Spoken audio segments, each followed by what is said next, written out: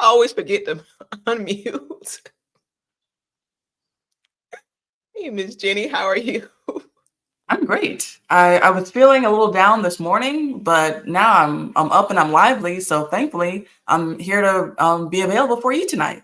Awesome. Thank you. I appreciate you. I appreciate Mrs. O. She's a little under the weather, but we will see her next week. Hello, Susanna. Susanna, how you doing? She's so sweet. I haven't seen her in a while. Hello. A team, how are you? Take heed to the message in the building. Hey, sis. Who else do we have in the house? Do we got everybody? Susanna, it's been so long. Milani. All right, awesome. Boss man cooking. Let's share what you're cooking tonight, boss man. Chef boss man. All right, welcome everyone, welcome. It's Miss Jenny, so sweet, Miss Jenny and baby boy. How far along are you now, Miss Jenny? I'm 23 weeks today. Oh, wow. Yeah. You said this morning you were feeling unwell? Was it still a bit of the morning sickness? No, thankfully, most of that, well, pretty much all of that has gone by, but I get these random headaches. My husband thinks that it's due to low magnesium. And so I've been trying to eat more magnesium rich foods. I started feeling weird a couple days ago, just having these weird headaches, but it was still carrying over. But thankfully, I was eating some trail mix, and almond and dark chocolate are high in magnesium. So I think trail mix was helping me. Okay, good. Good. It's easy too. Yes, much better than like supplements or something. Much tastier. Mm-hmm. Mm-hmm. Yeah, I have a 14-year-old daughter, and my just the one, and my morning sickness was all day sickness for about Oh, 6 months. It was bad. oh wow. Oh gosh. It was so bad. My teeth started like come discolored. It was I'm not getting to all that. I'm having flashbacks.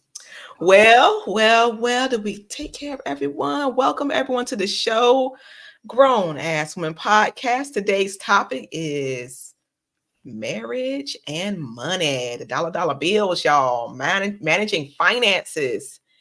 So we are going to discuss some money, we have a few talking points we'll go over. Um, you are welcome to join. We'll discuss scenarios and learn from each other because we can always learn a bit more about finances. Yes. Absolutely. So the first, and I wrote the talking points there. They are play off of different quotes and whatnot, from songs and literature, from love stories and whatnot. So this one was we was together on the block since free lunch from okay, boss man. Whiskey steak marsala with white wine lemon vinaigrette. Oh my gosh.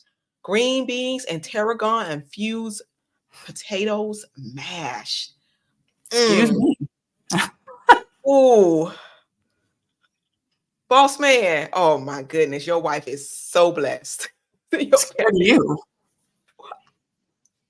wow, I can taste it. I can taste the white wine, lemon vinaigrette. Hey, Lost. How are you, Boo Bear? Welcome, welcome. All right. So we was together on the block since free lunch. That is a line from Jay-Z's song Cry. If you are familiar, that's really one of the only songs I like from Jay-Z. Much respect, Jay-Z, but I'm not that big of a fan. But that was an awesome song because it spoke on that couple with very humble beginnings, especially the scenario where the woman is supporting the man and she supports him until he gets to where he wants to be financially, and then it goes left. I'm not getting to that, but starting with very humble beginnings with very little or nothing. But knowing you're going places and trying, often with very little education or experience, trying to build a stable financial future for you and the family that you're planning. Hey, Loss, what's that? McDonald's fries infused with hot. He's down there being silly. Don't eat those. Don't eat those fries, or else they're poison. They're poison. They're bad. Yeah, but you, you're often at that stage. That's what you're eating. Things like that. Trying to save because that's all you really have. That's all you really have. Hello, Truth and Purpose Nexus. Good day, good day, good day to you. Welcome, brother. Welcome. Yeah. So I'm gonna share now. Now I'm gonna start by saying I haven't made good choices financially. I haven't made good choices and with relationships overall. But I definitely haven't made good choices financially, and I'm still learning, and I'm open. I'm absolutely open and willing to learn as much as I can so that I can secure my financial future. Um, so I'm going to share. I was thinking earlier I don't have much to share, not much positive to share, but I hope you all can learn from my experiences. I can share my negative scenarios and situations. So, speaking on my marriage, we definitely started from humble beginnings. I didn't have much, but I was in a better position financially than my husband at the time. And I had a little bit saved. I had my little hoopty. I had Uh-oh. a 90. Oh gosh, I think it was a 92. No, it was a 92. Gosh, yeah, shame on me. It was a Ford Escort. I wrecked that one. And then I had a 92 Ford Tempo for a few years. And it was named Timmy after the South Park character. That was my baby. Y'all, I was gonna do the pimp my ride thing. Oh Um, my goodness. yes, listen, I had all the little dents beat out of it because I bought it from my neighbor. I was living in a little studio, and I bought it from my neighbor. It had been sitting there for a while, and I'm in Virginia, and he has shared that the car had been in Pennsylvania, and it was already old, but it had been sitting in the snow. It had rusted up, really bad. So I had to, little by little, I was getting work done on this car. At that time I had met my husband, we were dating. And he had his own vehicle, but I think something happened with his. So while I was working, often I would let him, he would drop me off and he would drive Timmy and do whatever he had to do. But yeah, I had the dents removed. I had it. I'm reminiscing now, y'all. I had it painted, and every other week I was getting some part replaced because it was just it was bad. Timmy was in bad shape, but that was my baby. That's one of your first cars. You love it. There's that connection. There's that connection. So and there was no payment. Y'all paid $750 for that hoop. Yes. $750. And the insurance was next to nothing. Next to nothing. And the gas was great. Once I got the AC running, it was rocking and rolling. Look, my husband definitely made sure the stereo system was all right. So we got that squared away. But so that is a word of advice I can give. Purchasing a pre-owned vehicle. Pre-owned. I don't know how many owners the car had, but a pre-owned vehicle, buying it outright, making the repairs so that you don't have that car payment, with all the tax and the interest that's connected to that and the markup. And it saves on the insurance. Yeah. Get your deductible, just get the liability. And if you do get collision and comprehensive, get that deductible, get the deductible as high as you can so that your payment, your insurance payment, is as low as it can, and try to maintain it best you can. Find yourself a handy mechanic. Thankfully, my husband knew a little something, and I was out there learning as well. Whatever I could, I watched him replace oh gosh, distributor cap, um, the brakes and the bearings, and I'm learning all kinds of different terms and whatnot. So, yep, the depreciation. That's right, loss. Timmy, Yeah. no, Timmy. I was never into that. The chrome and the big tires. No, I was never into that. I didn't want to spend. I didn't want to spend on that. I just needed tires that weren't bald. That was my main concern. That's right. Yes, yes. Making sure I had the alignment. Yeah. So Timmy was awesome. Timmy is all. I'm going a little back. I'm going a little back, y'all. I'm reminiscing. My husband and I, we had married, and we just had a baby girl. She was only a few months old, and I'm riding somewhere in Timmy, y'all. I was passed through on the inspection. Was it riding dirty inspection? I had the big red failed window, but I had somewhere to go. So my baby and I, we were riding somewhere, and I saw a cop come past me, and I said, I hope he didn't see this big red inspection sticker, failed inspection sticker. A few minutes later, next time I know, whoop whoop, I get pulled over. No, no, it was bad. Oh, I remember. I'm thinking of something else too. I'll get to that in a minute. So, cop pulls us over, baby in the back seat. And he doesn't mention the inspection sticker. Because he runs my plate, and he's just like grilling me so much because I'm all thinking about this inspection sticker. I was like, it says I have I think it was like 14 or 15 days to get it fixed. I mean, I'm within that window. I think I was. Maybe I wasn't. I don't know. But so I'm trying to get out of this inspection sticker ticket, and he's grilling me about different information. And y'all, I'm sensitive. I'm like, why is he no matter? I'm sorry. It was a lady. It was a lady cop. Oh. It wasn't a sweet one like the little Wayne song either. She was having a bad day. And she was just grilling me. I'm like, what's going on with her? What's wrong? Like, do you need a hug, sweetie? And I didn't really understand what she was talking about. And she kept going on and on about the registration and the insurance. And I had all of that in order. My inspection was bad. And it got to the point where I started crying. Matter of fact, because my daughter's in the back seat. She's only a few months old. And you know how babies are in the back seat. They can't sit for so long. And it was hot. And I heard her take a bowel movement. I'm like, oh, she really gonna start fussing now. Anybody know baby in the back seat take a bowel movement? They start screaming. They're uncomfortable. They sitting in their own mess.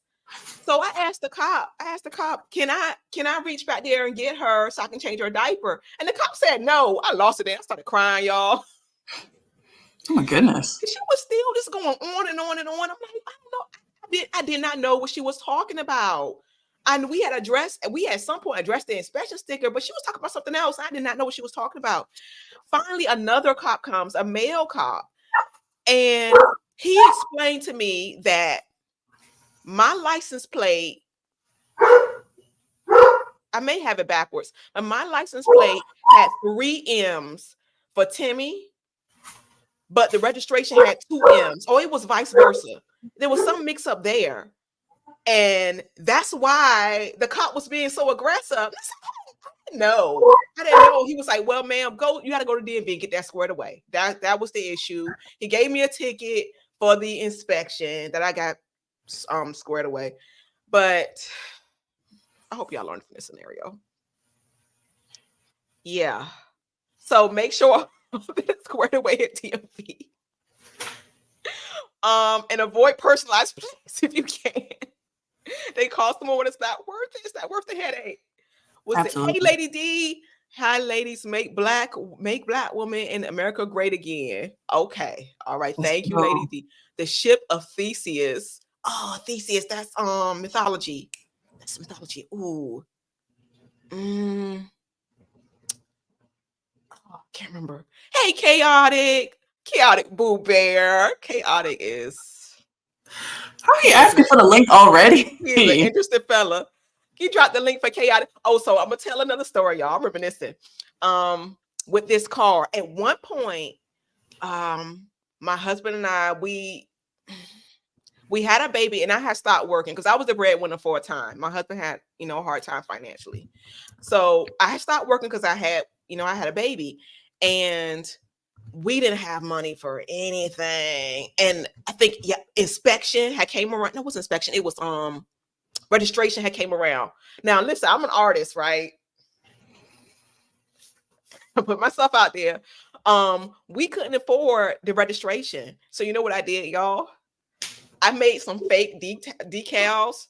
I drew them. I changed the month in the year, and I drew them and I stuck them up there. Are you sure that the statute of limitations on that is expired before you start confessing all your crimes online? Whatever. Look, whatever. Come get me. Listen. But when it would rain, I'm sorry. When it would rain, it would peel off.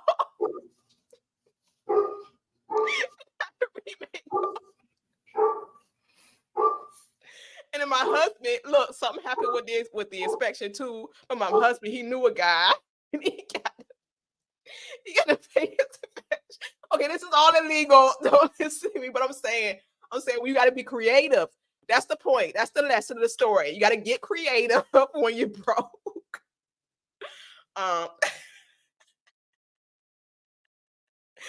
Y'all. Yeah, the permanent marker was like it was bleeding. It was bleeding. Good times. So I will go out there and refresh it. But that car got us through a lot. It got us through a lot. I can't imagine what our car probably been in repo. We were going through hard times. If we had a car payment, that car would have been repo. But yeah, so that was the issue with the car. We did manage what we had far as food and whatnot. We ate very inexpensively.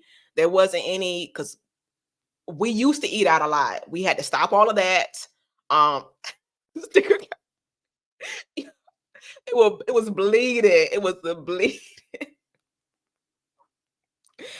Gosh, but I had to, hey Poppy, it was bleeding, but I still, oh gosh, I remember being out there and still having to scrape it off because the tape was still stuck in certain areas.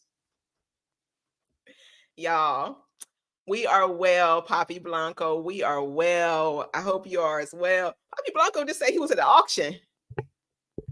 I wonder where that I ended up losing that car, Timmy. It was we started doing a little better, and we got another car, and Timmy was down.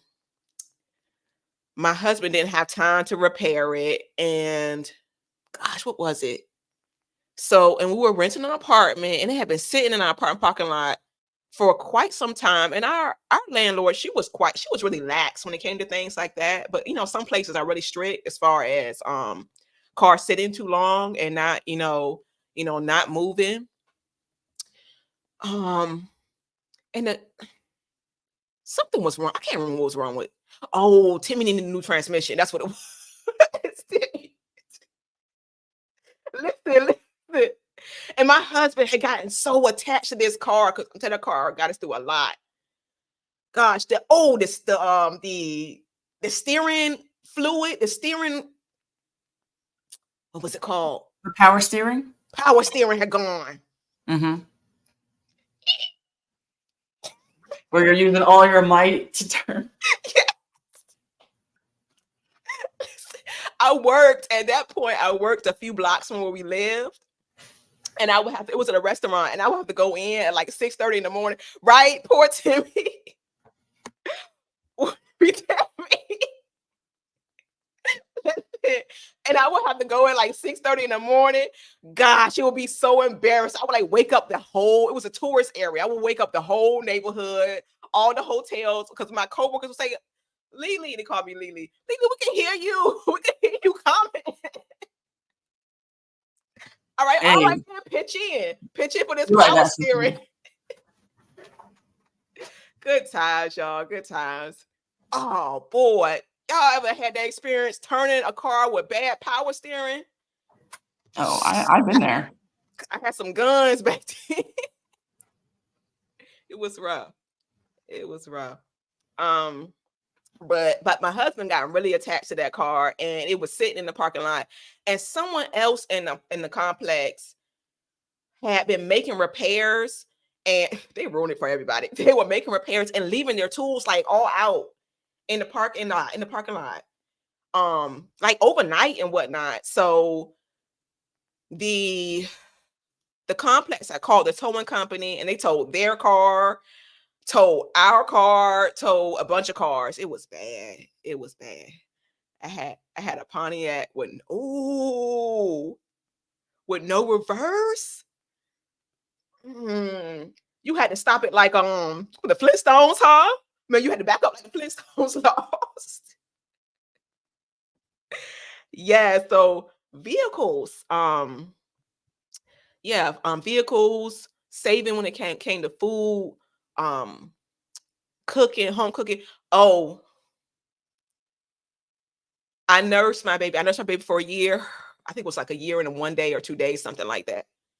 That saves a ton. It saves a ton. It's a lot of work, but it's worth it for their health.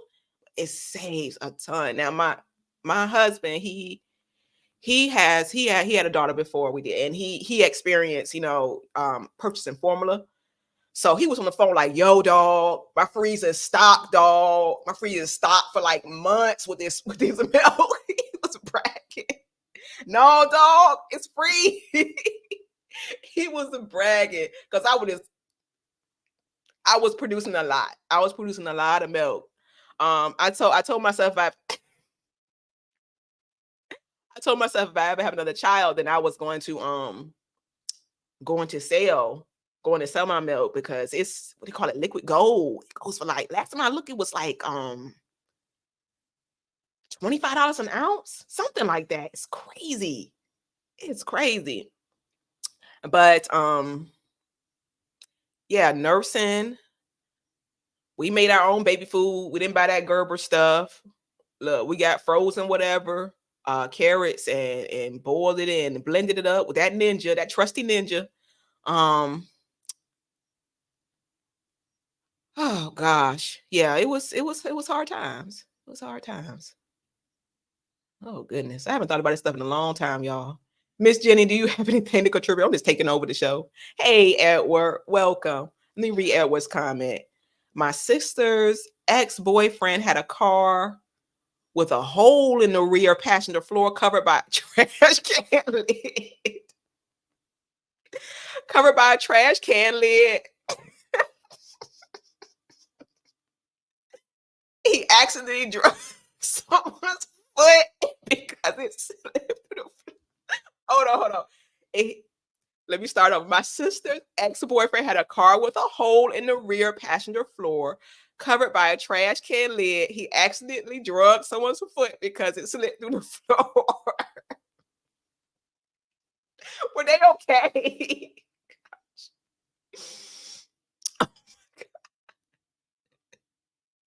It builds character. Oh, grouch. Oh goodness, he had a mobile Oscar the Grouch. He had the Oscar the Grouch mobile. Oh my gosh. Oh, I'm sorry. Oh goodness. Yeah. So yeah. We was together on the block since free lunch. Um, yeah, plan ahead, and wait if you have to. What they say, if it's meant to be, it'll come back. If it's meant to be, it'll happen. If not, then was the bird flies away. I can't remember the saying. Yes, Edward. Goodness gracious, half man, half horse. So you a centaur? Okay. Wow. My sister's ex-boyfriend had a car with a hole in the rear passenger floor covered by a trash can lid. He accidentally drugged someone's foot because it slipped through the floor. Jeez Louise. I love it. I love it. Thank you all for sharing. Okay, Edward has some stories now. We have another one from Edward. My mom had a 77 Catalina that we had to start with vice grips. No keys needed. All right now. All right. Yeah. Look, you done had that car payment. Some trusty vice grips. I have some pliers. I have some pliers from my other car.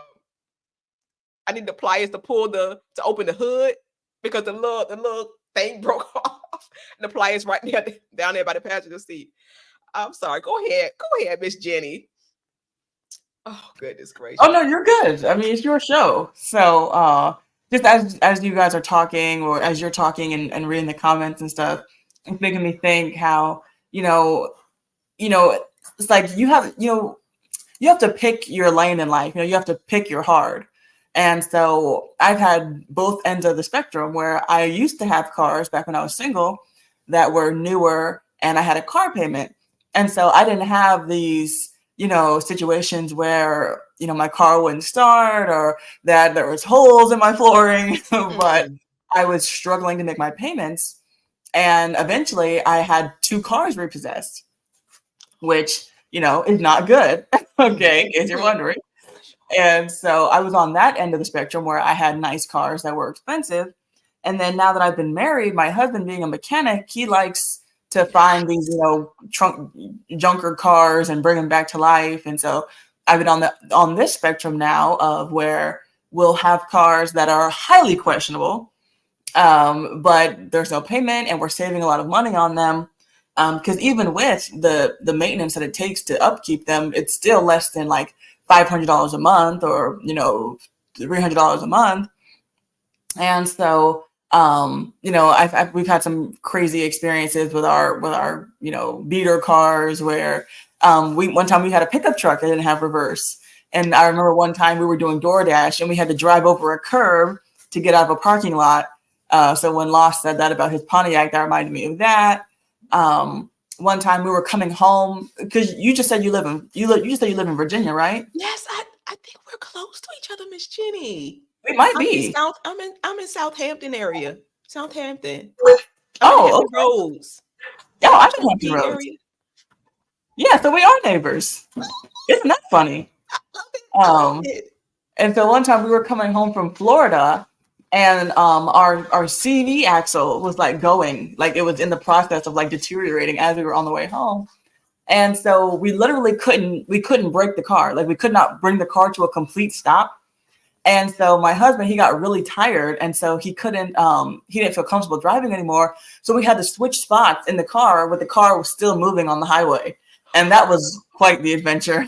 Oh, God. And so, yeah, just crazy stuff that goes on, when you're in the process of trying to pay off debt and get more stable. Because, back when I was single, I had all the money in the world to, spend on getting these cars and putting all my little trinkets in it. And I had the steering wheel cover and the stuff hanging from the rear view mirror and the seat covers, one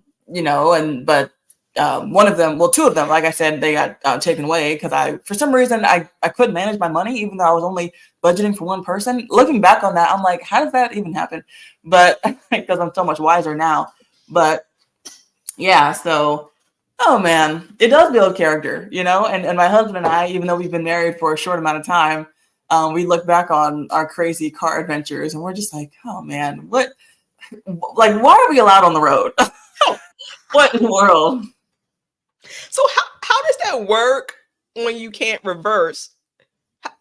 How do you function? You have to be very mindful about where you park. So you have to park in spots where you can drive through, like if you're going to the grocery store or wherever. And yeah, you just have to always be or if you're going to go somewhere, you have to be mindful of your surroundings. Like, okay, can I make a U-turn here?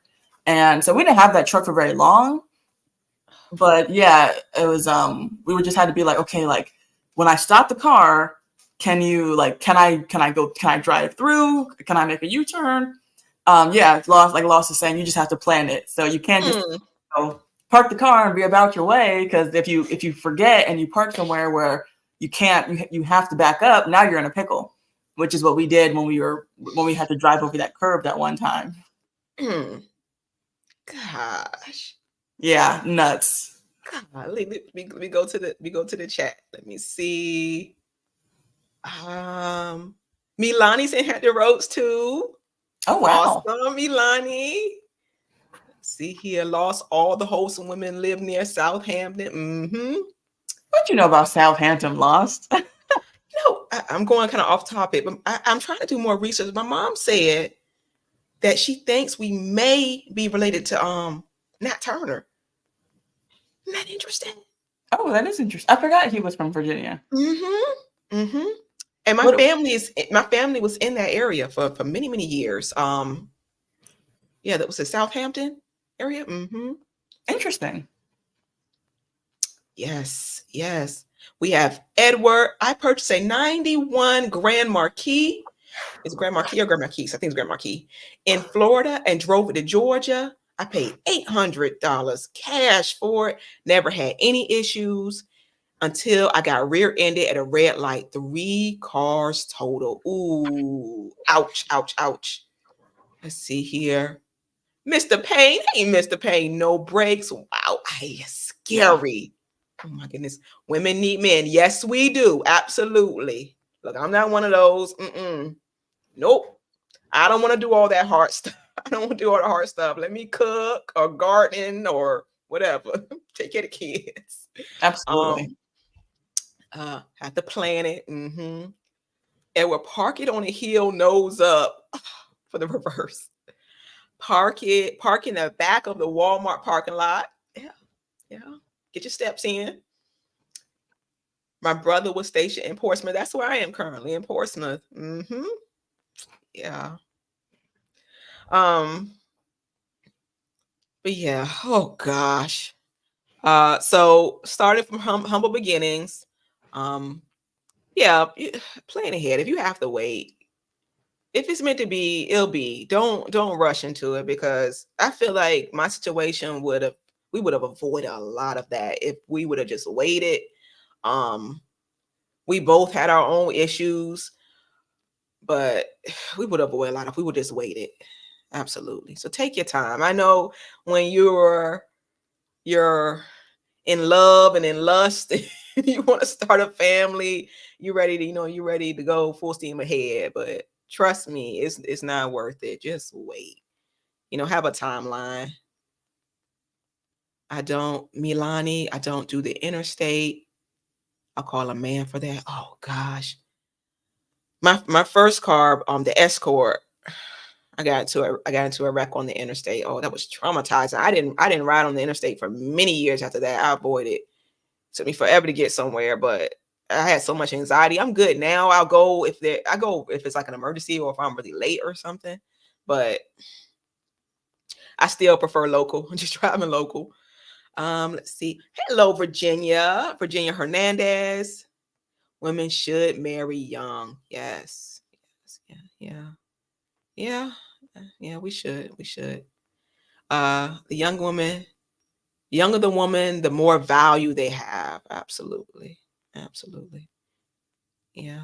And that's challenging, because we have the value, with our youth, but if we're in a situation where we're not financially stable, if maybe we're bringing debt or whatever the case, and we'll dive deeper into debt later in the show, but if we bring in all these other not drama, but negative aspects into the relationship that can really affect and strain the marriage.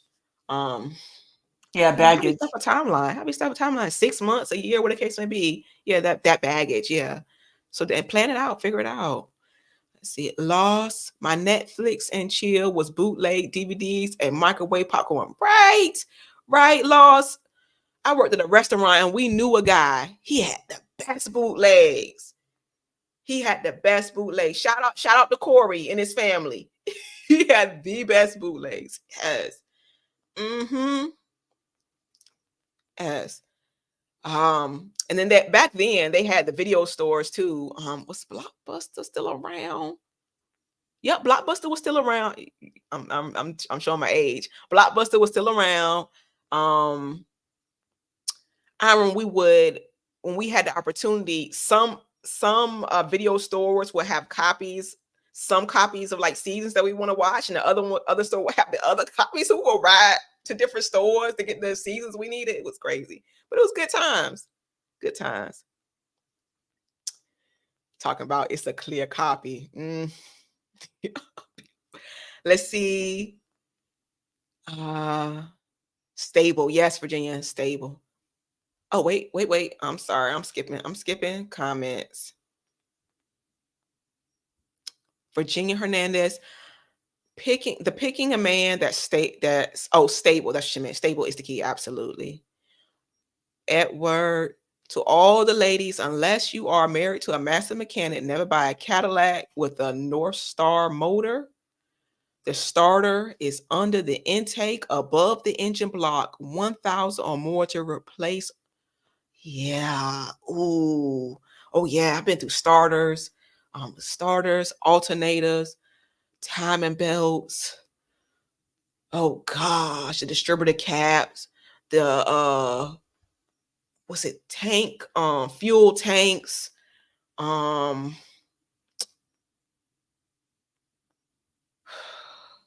little bit of everything. I learned a lot. I learned a lot when it comes to cars. Let's see. Mr. Payne. So it's better to get out of debt together or separately? I don't know. We'll dive a little deeper. I have a talking point specifically for debt. So we'll dive a little deeper into that in a bit. Welcome, Wendy the Baptist. Edward is a bootleg guy on YouTube. Release all new movies. Okay. All right. Let's see here. All right. Okay. So I think we're good for this talking point. We was together on the block since free lunch. Yeah, plan ahead if possible. Learn as much as you can. The libraries are free. You get plenty of books on, managing resources, finance, and things of that nature. Got to be willing. Got to be willing to learn. What's the saying? You don't know what you don't know. That's a great mindset to have when it comes to this. All right. Yeah, debt is a red flag. Yes. Okay, so Miss Jenny, do you have anything else to add before we move on? Talking point number 2. Oh no, I think that was good. We got a lot of engagement, so that's always fun to have the viewers actually hearing and paying attention. Memories, good and bad. Awesome, thank you. Okay, so we'll rock and roll on to number 2. David, please and thank you, sir. Let's see, lost my dream car. It's a 1999 Cadillac Eldorado. Excuse me, got some water. Oh God.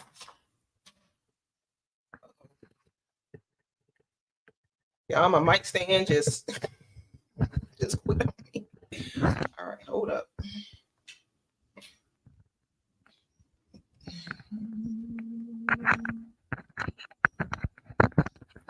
Technical difficulties. Can you all hear me well? Okay, good. Thank you. Sorry about that. I was reading losses. My dream car is a 1999 Cadillac Eldorado, all white with mustard and mayonnaise feet in it. All right. Hello, Lou. Welcome, brother. My dream car is what I had and lost. It was a 1992 Mitsubishi Eclipse in metallic gray. All right now. All right. It'll happen, Lou. It'll happen for you. What is it saying? If you can dream it, you can hold it in your hands. Yeah, I guess he's saying that he had it at one point, and then maybe he got into an accident with it. Yeah, unfortunately. David, my dear, if you can If you can bring up talking point number 2, please and thank you. Let's see here. Law said that was the car. Edward Lost. I just saw a 72 sale at an auction online that had 30,000. Ooh, Wow. wow. 30,000 miles, convertible green with a white top and interior. Ooh, that's a steal. 30,000 miles? A 72? And I God, bet it only had one owner. I'm sure. I'm sure. Okay. Yeah, I guess I would say that I'm similar to Lou, that my dream car was a car that I had. It was one of the cars that I got repossessed. It was a Chevy Trax, which doesn't sound very luxurious, but I just loved it. I just loved the way it looked. I loved the shape of it.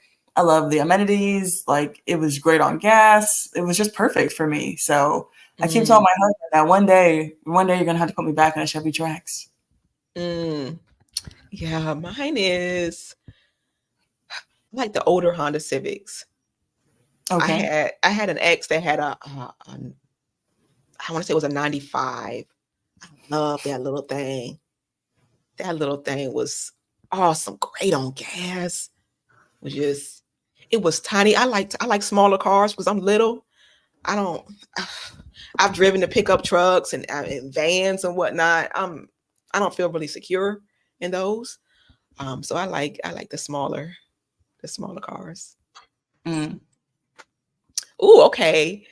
Let me see. The chat is sharing. Let me scroll back up.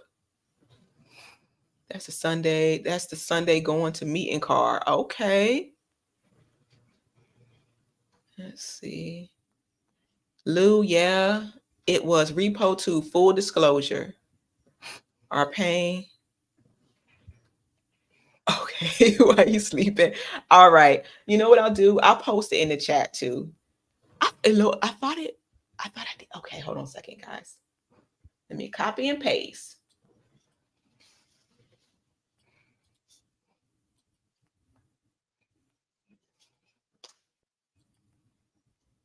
There we are. And loading. Okay, this is a spin on to be or not to be. That is the question. Romeo and Juliet. To sign or not to sign? That is the question. And this is referring to prenuptial agreements, marital agreements. Um, see here. Lost Honda made good cars back then. Yes. Love that little car. Mm-hmm.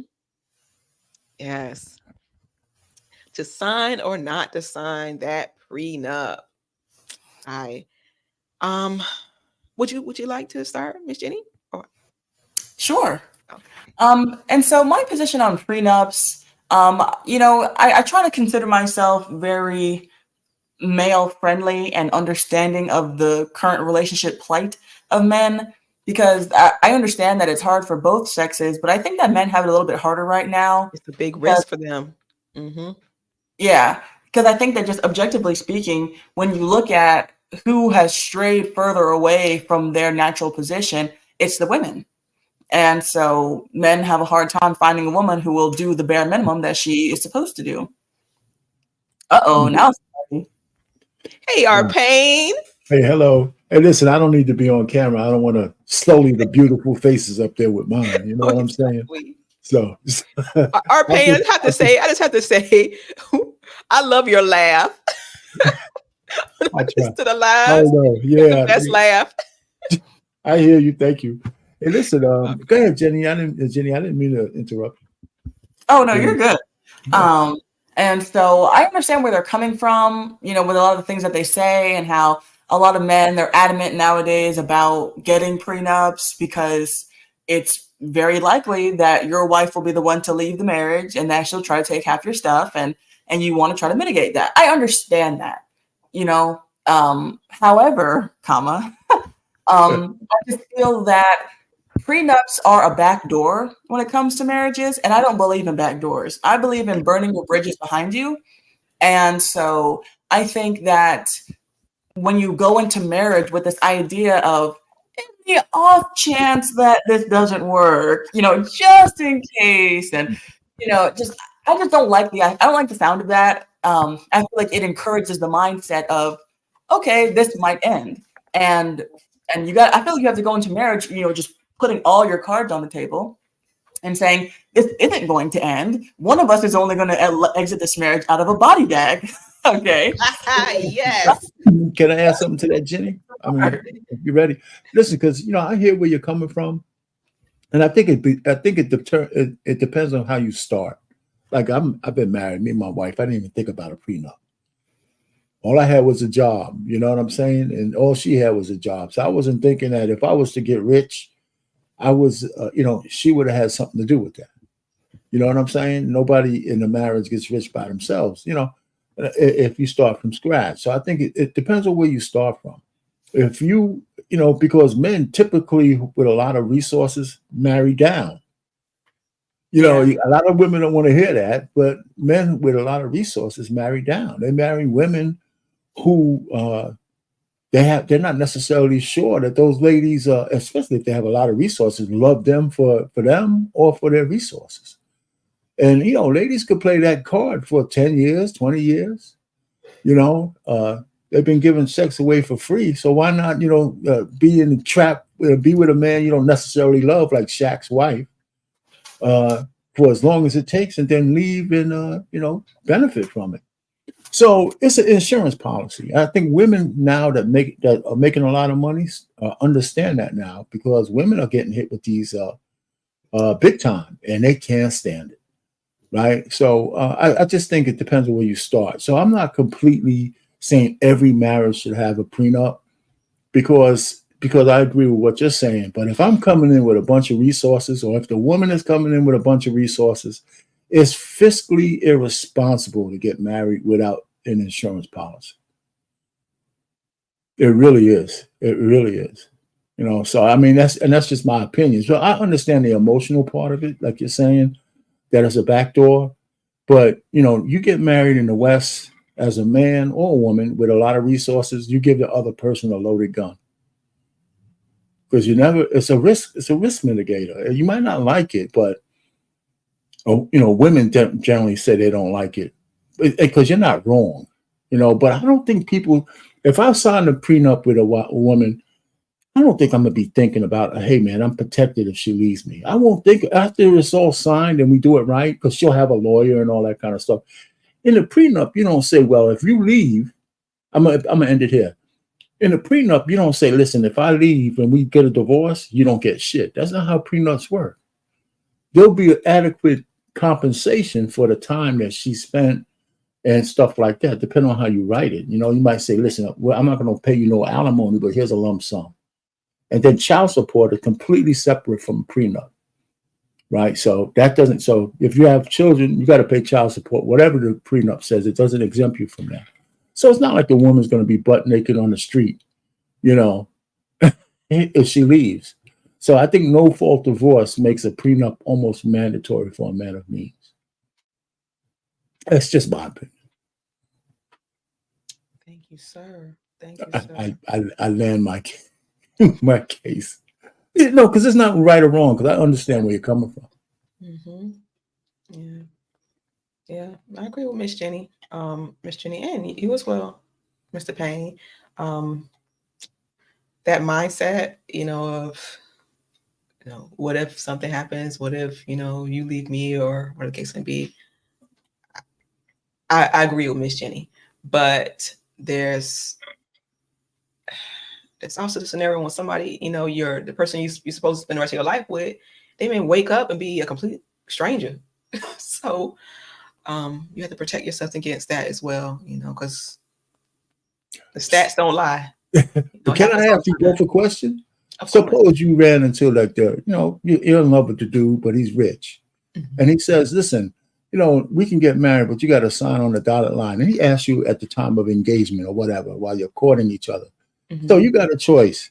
I've been, I know you girls are chaste, but let me just say this. I've been making love to guys for chicken dinners for my whole life. Now I got a chance to be with a dude who can set my life up forever. And I'm not going to marry him because he asked me to sign a prenup. I'm signing. That's what I'm saying. I mean, I don't see. You know what I'm Where saying? is it? I mean, it's I've a been practicing my question. calligraphy. I'm signing.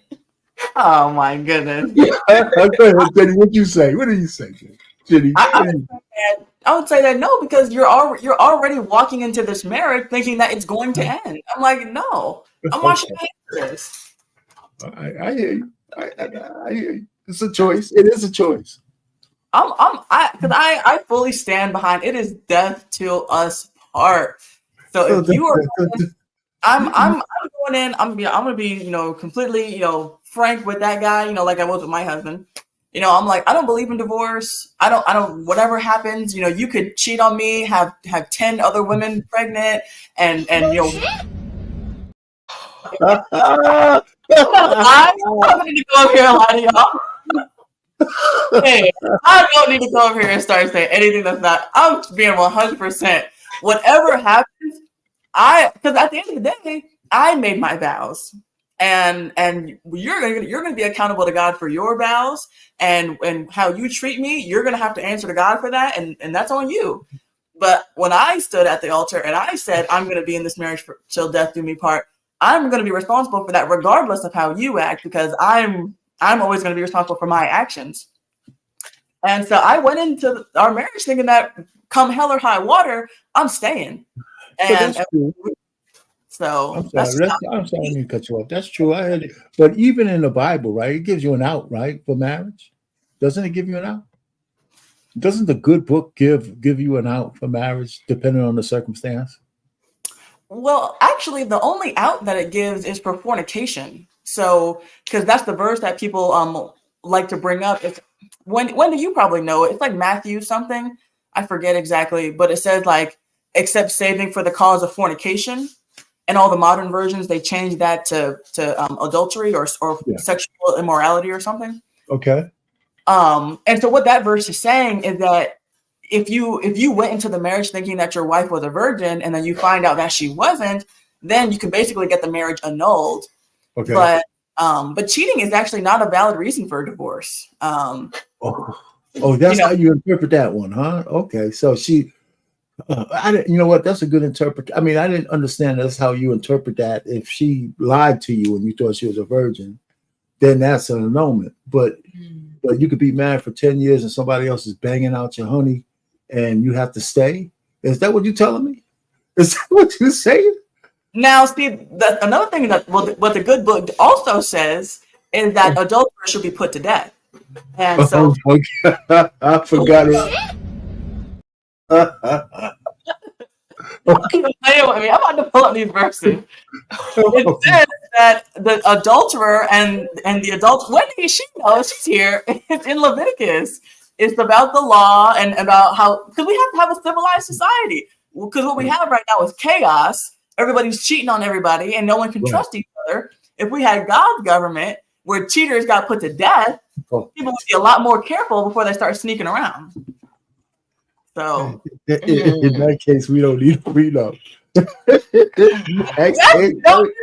we just have God's government.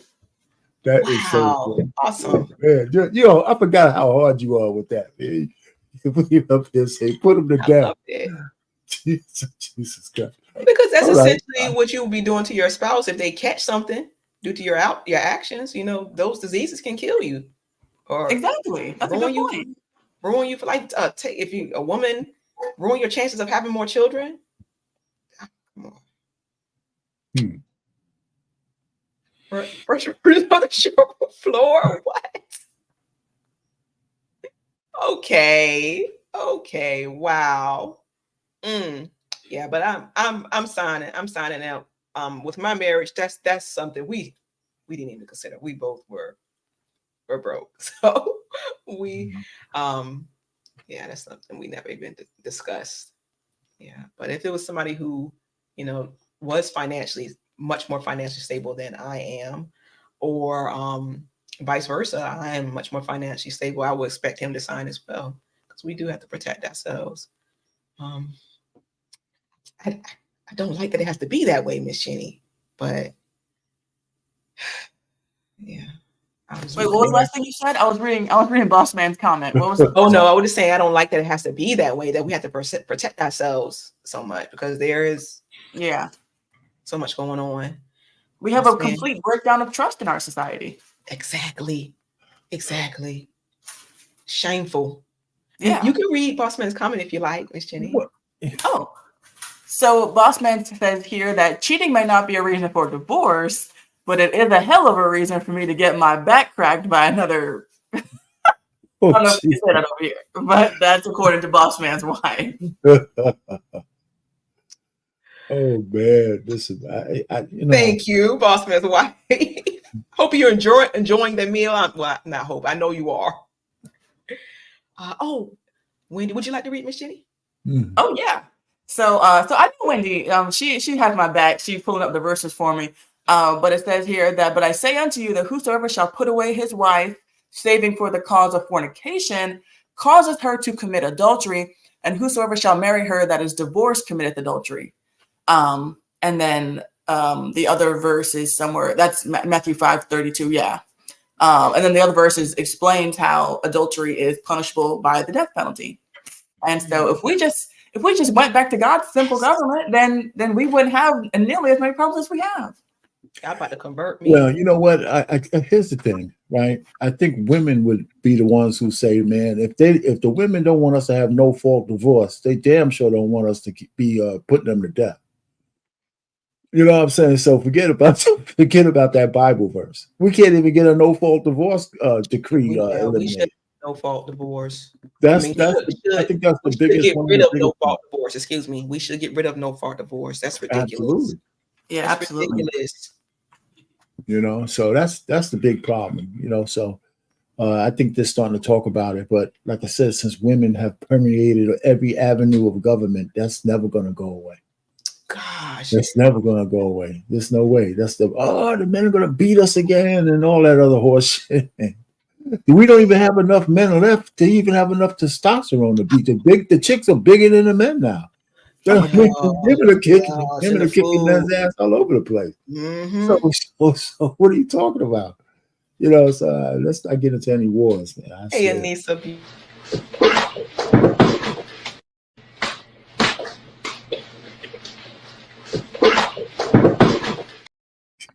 There you go. So scary. It's like throw it around like a dinosaur or something. Oh gosh. Wow. What's Anissa talking about? Hello, Anissa, darling.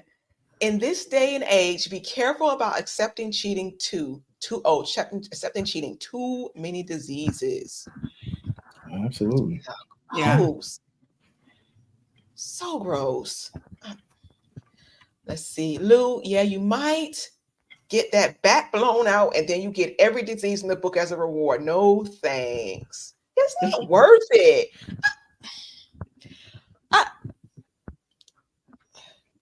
So there you go. So that's listen.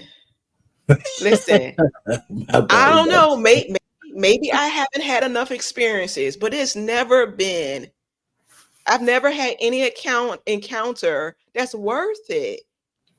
Never. I'm speaking for myself. Is it that good? Oh, wait.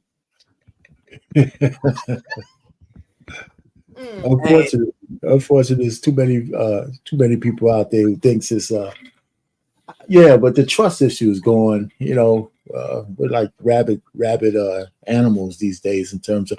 But see now, it's only recency bias because the sexual revolution was really started in the 60s and the 80s. I mean, once the pill came out, people were rock stars out there having Studio 54 or Free Love with some cocaine on the side. You know, so this is nothing new. There's nothing new under the sun. You know, you put men and women together and somebody's getting stroked. This is as simple as that. It's been that way since the beginning of time. We just have social media 24/7 to act like it's something new. That's a good point. Mm-hmm. So. And then this is the verse I was thinking of, and it says that, and the man that committeth adultery with another man's wife, even he that committeth adultery with his neighbor's wife, the adulterer and the adulteress shall surely be put to death. And that's Leviticus 20:10. And just a brief side note, when I would read this, I didn't understand why it separated another man's wife from thy neighbor's wife. I was like, your neighbor, like why would he need to stress the fact even your neighbor's wife? Because wouldn't that be even worse? But what I think now that I'm older and I learn more things is that I think that what this is saying is that even if it's agreed upon, so like your neighbor might agree to like swap wives or I that's got my understanding of it you. now. But So you know what? It's funny. That's a good one. You know what I think it is? I think it's more of the sin of coveting because you see your neighbor's wife. Interesting. So because one of the 10 Commandments that thou shalt not covet, right? That's right. So what you see, you could covet. So I think it's your neighbor. If it's a random woman, that's one thing. But if it's your neighbor's wife, I think the term neighbor means you know these people. Mm-hmm. Right? That's what I can say. I mean, your interpretation is maybe more religious than mine, but I think covetous has something to do with that. It's interesting. I wouldn't get dogmatic about my understanding of it. It was an idea that came to me because I'm like, your neighbor's wife, and people say like, a lot of guys who covet their neighbor's wife, especially if she's banging. My neighbor's wife is a fine hottie, man. And when we over in the room, said, man, just one mistake, buddy. I'm over there. Not me. I'm just saying. I'm just saying how it goes. In the hood. He's talking about not me. Body, man. What's the matter with you? But this other verse, it says, if a man be found lying with a woman married to a husband, then they shall both of them die, both the man that lay with the woman and the woman. So shalt thou put away evil from Israel. And that is Deuteronomy 22:22. So yeah, another verse backing up that same thing, Yeah, but these verses, you got to look at like 3 chapters ahead and 3 chapters afterward to make all the context, either to have the full context of all of it, But no argument for me. I'm, far be it from me, but to say what the real interpretation is. But the truth of the matter is, don't be banging out your neighbor's wife. Shoot, if you're married, stay. You know what? That's it. For me, it was very easy to be faithful to my wife. So it wasn't hard. So I guess some of it had to do with the experiences beforehand, but I don't think that was the case. Just the case. I mean, after a couple of ladies, you kind of get the gist of things, and so you don't need to have 1,000 women to decide whether you want to have just one. And vice versa. So when women tell me they have to go ahead and explore a lot, it's so much more damaging for ladies. So much more damaging. So I've yet to see a man get on these spaces and talk about his trauma for having too many ladies. Oh man, I'm so messed up with all my trauma, man. I had so much sex. Oh golly, I have yet to hear a man say that shit. I have yet to hear it. I'm still waiting for the simp guy to come up and say, you know what? I had so much sex, man. I don't know what to do with myself, man. Bullshit. That's shit. That's not how we operate. That's not how we operate. Anyway, that's enough. That's a different topic. Let's get on the money and the prenup that Ginny don't want to sign. No way.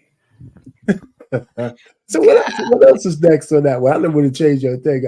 I don't know how long we'll be up here. So let's see. This is good so far. I mean, there's a lot of people in the chat like what y'all talking about. So do I. I said I got to get a piece of this, and that's why I want to stay in the cloud.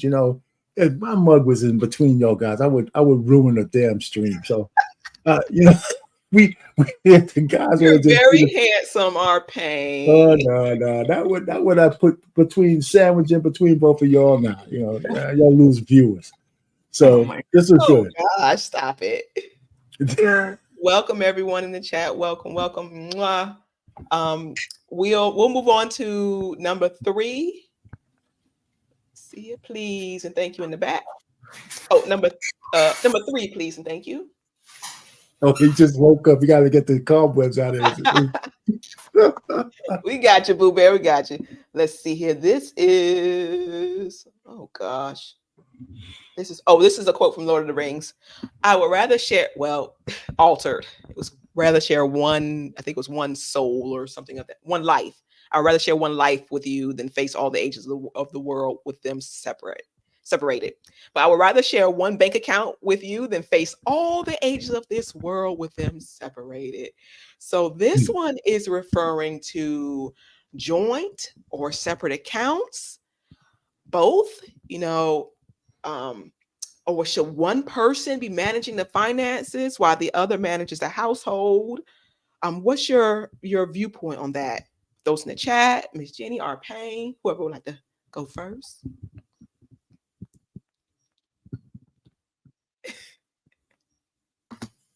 I guess I'll go first. Okay. And so, well, I say that, but I don't even know, because this is something that I'm currently walking through, and so I don't know. So I do look forward to hearing what our Payne, someone who is much more seasoned in marriage, has to say about this, because my husband and I's dynamic is that we do have a shared account, but I also have another account that's just a savings account. It's not a checking account. And that is my own, but he knows about it. And then if I were to pass away before him, the money in it would go to him. Mm-hmm. And so I have that. But I think that when it comes to like checking account and like, yes, I'm sorry, ladies.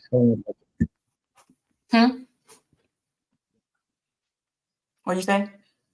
What was that I pay? Oh, so yeah, I think that, when it comes to like, paying for bills or, the outgo, because the fact that my other account is just a savings account, there's no outgo. I think when it comes to outgo, it is important that you both know what's going on and know where the money's being spent. I don't think it's appropriate for one party to, have all this secret, spending going on and buying things and, doing all this stuff. Because, at the end of the day, you guys are supposed to be one. Going back to what the good book says, is that a man shall leave his father and mother and cleave unto his wife, and they two shall be one flesh. And so I think it's good that a husband and wife get on the same page financially. And it's difficult to have one account, for sure, but I think that's the ideal way. So that's what I would say.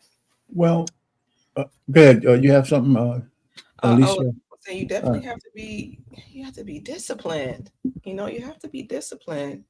I think that's the best scenario. I know it doesn't work for everyone, but I think that's the best scenario to have one account and share it.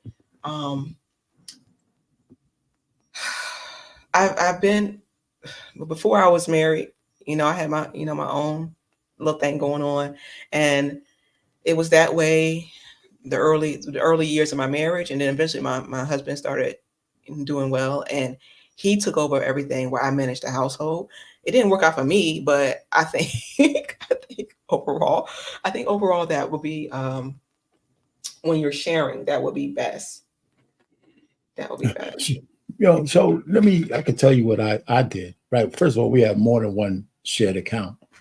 So, so it just depends on how you like things to flow. But even before you get married, these kind of things need to be discussed and how you're going to do it. So I know there's people say one account, and I think some people take that literally.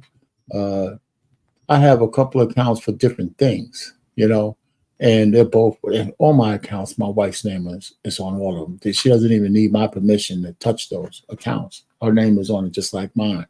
So she could write a lot of checks. But my wife still has her account because her mother told her, said, you're supposed to have your own money in your own account, this and that. And every so often I laugh at her because I know the account number. And I said, listen, after all this time, you think I'm going to leave you in the lurch with your name on all the shit that I have? And that account don't have nothing in it. So where you running to? So where are you going to run to with that stupid account? No, but I just joke with her. But because I didn't have any problem because I know what the account is. It's not a big deal. So I didn't make it an issue that she had to get rid of it. So I'm not that kind of, person. If it made her feel comfortable and she could just breathe, even though we don't, she doesn't use the account, neither do I don't care. Well, actually, she does use it because I funnel some stuff to her account as well. So, but the main thing, the way we pay for our mortgage, the way which I can got a couple of years to get rid of it, and everything else, I have it set up in a couple of accounts. And what I do with my wife is that we meet at least once a quarter, if not more, to go over all the finances. This is where this is at. This is where that's at. Here's a spreadsheet of what our monthly bills are. Here's all the points we have with, these points on that. Here's the insurance. Here's the numbers. When I was working, I also had a point of contact for if something happened to me. This is a person who could call so you can navigate through the job so you can get all our benefits. So I'm meticulous that way. So the other thing is I have like a PowerPoint slide that shows where all the money comes into the house, which accounts it goes to, and how it gets processed and how it goes out. So it's on one sheet so she can see it. So I mean, so it's and my daughters know where everything is at, just in case, because they're grown women now, so they know where all the we have wills. That's another thing. We have a will. Jenny, you're gonna have a baby. You and your husband need a will. So you need that. If you don't have one, get one. Those kind of things, and it don't have to be complicated in the beginning, and it has to be living because as your kid grows up. So you got to do all those things. So we're pretty straight on that, but I never really got hung up. I handle the finances not because my wife doesn't. She doesn't. She doesn't care about it. She doesn't care. You handle that stuff. So, I mean, there's different ways. Some people come on here and say, hey, how you doing? Oh, it's my daughter. Oh, what's this? What happened to Jenny jumped down for a second. Edwards is all singles for Magic City trips. What you say? Rizzle account for loss. Oh, I see. Oh, goodness gracious. Wow. Anyway, so I don't know. So if you have any questions on that? So there's different ways to skin a cat. You just have to be in agreement with whoever your spouse is. That's all. Absolutely. You have to be, mature and disciplined. And I'm sure I'm not the only one who's had the experience when you're with someone that has insecurities around money, right? Controlling the money. I've been with men who've had those insecurities. Right. It always stem from me making more than them at some point. So that's something. Yeah, that's a tough one. I wouldn't know how to help you. That's a tough one. And I wish my wife was making more than me. I'd sit back on the lawn chairs and I'd be enjoying that shit, man. With your bonnet on. I don't see how guys have a problem with that, but obviously men do. It's nothing unique about that. But I'm thinking I wouldn't have that much of a problem with that at all. But anyway, I think everybody needs to understand before you get married to somebody, you have to handle the financial thing as one of the things that even if you have to get counseling on how to do it, just do that. This is how we're going to run it. And don't get married and then try to figure it out. Figure it out before you get married. Even if you're not sharing accounts, you just need to have an agreement. Yeah. So I asked the gentleman watching if you're willing to be forthcoming. Have you ever experienced any insecurities when it came to money, as far as a woman making more than you? Date Oprah, Edward. Okay. So you asking the chat that? Yes, I'm asking the gentleman. And if so, how did they overcome it? If they overcame it? Edward says no. Nope.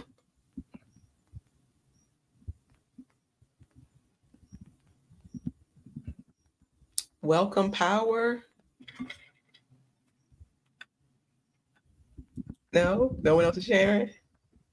I don't think they want to admit it. You experienced that several times.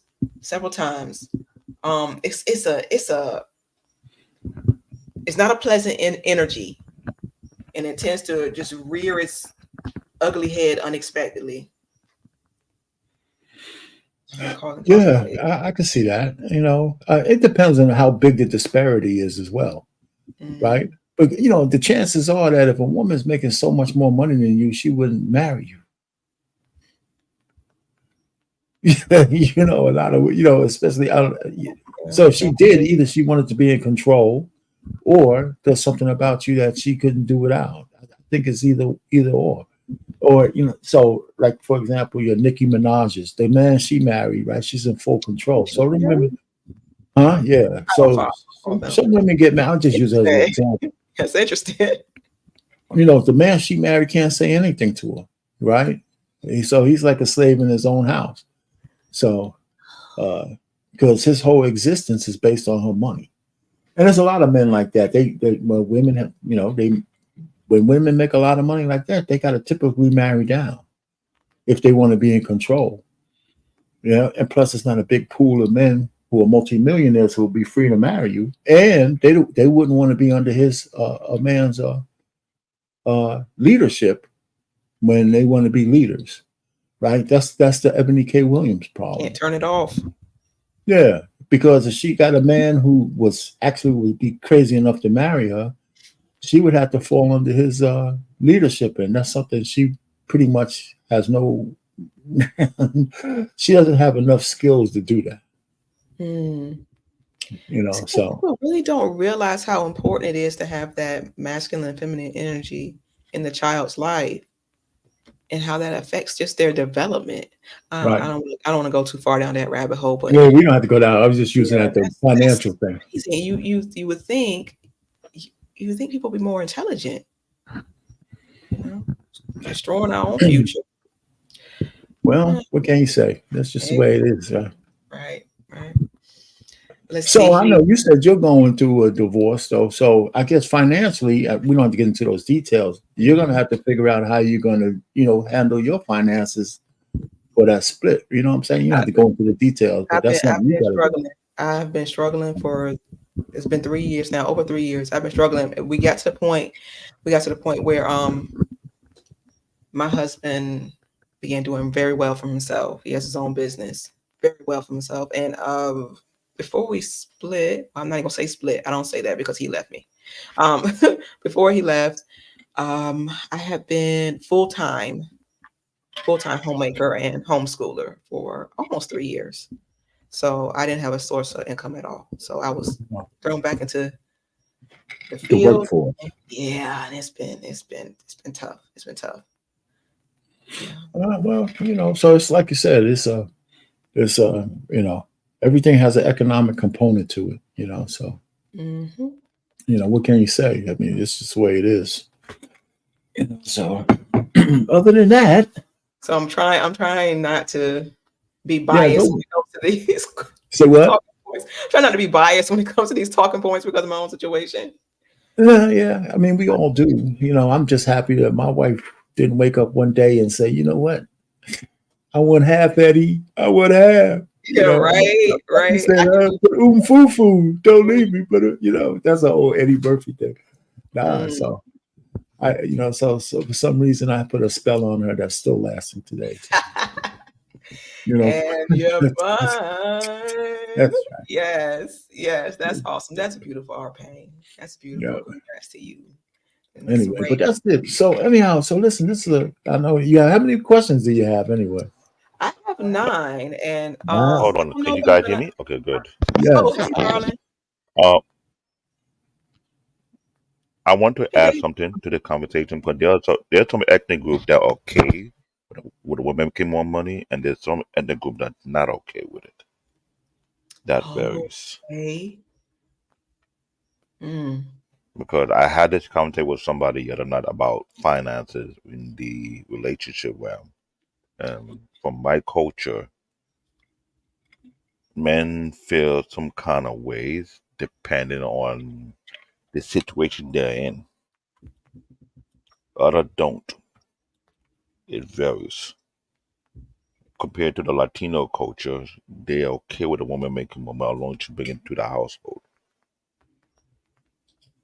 And if you do research with other ethnic groups across the globe, it's almost in the same similarity whereby it doesn't matter if the woman make a lot more money than the husband, as long as the money coming into the household to help what needed to be done in the household.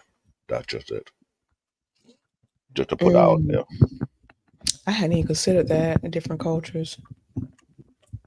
Mm. Yeah, that makes sense. That makes sense. It definitely does. I want a farmer. Me personally, I want to try to. I know we can't completely remove finances from the table. We got to be realistic. You know, it's not as important as air, but it's someone says right underneath. But I want to live as frugally as possible. I would like my income to go elsewhere to help others.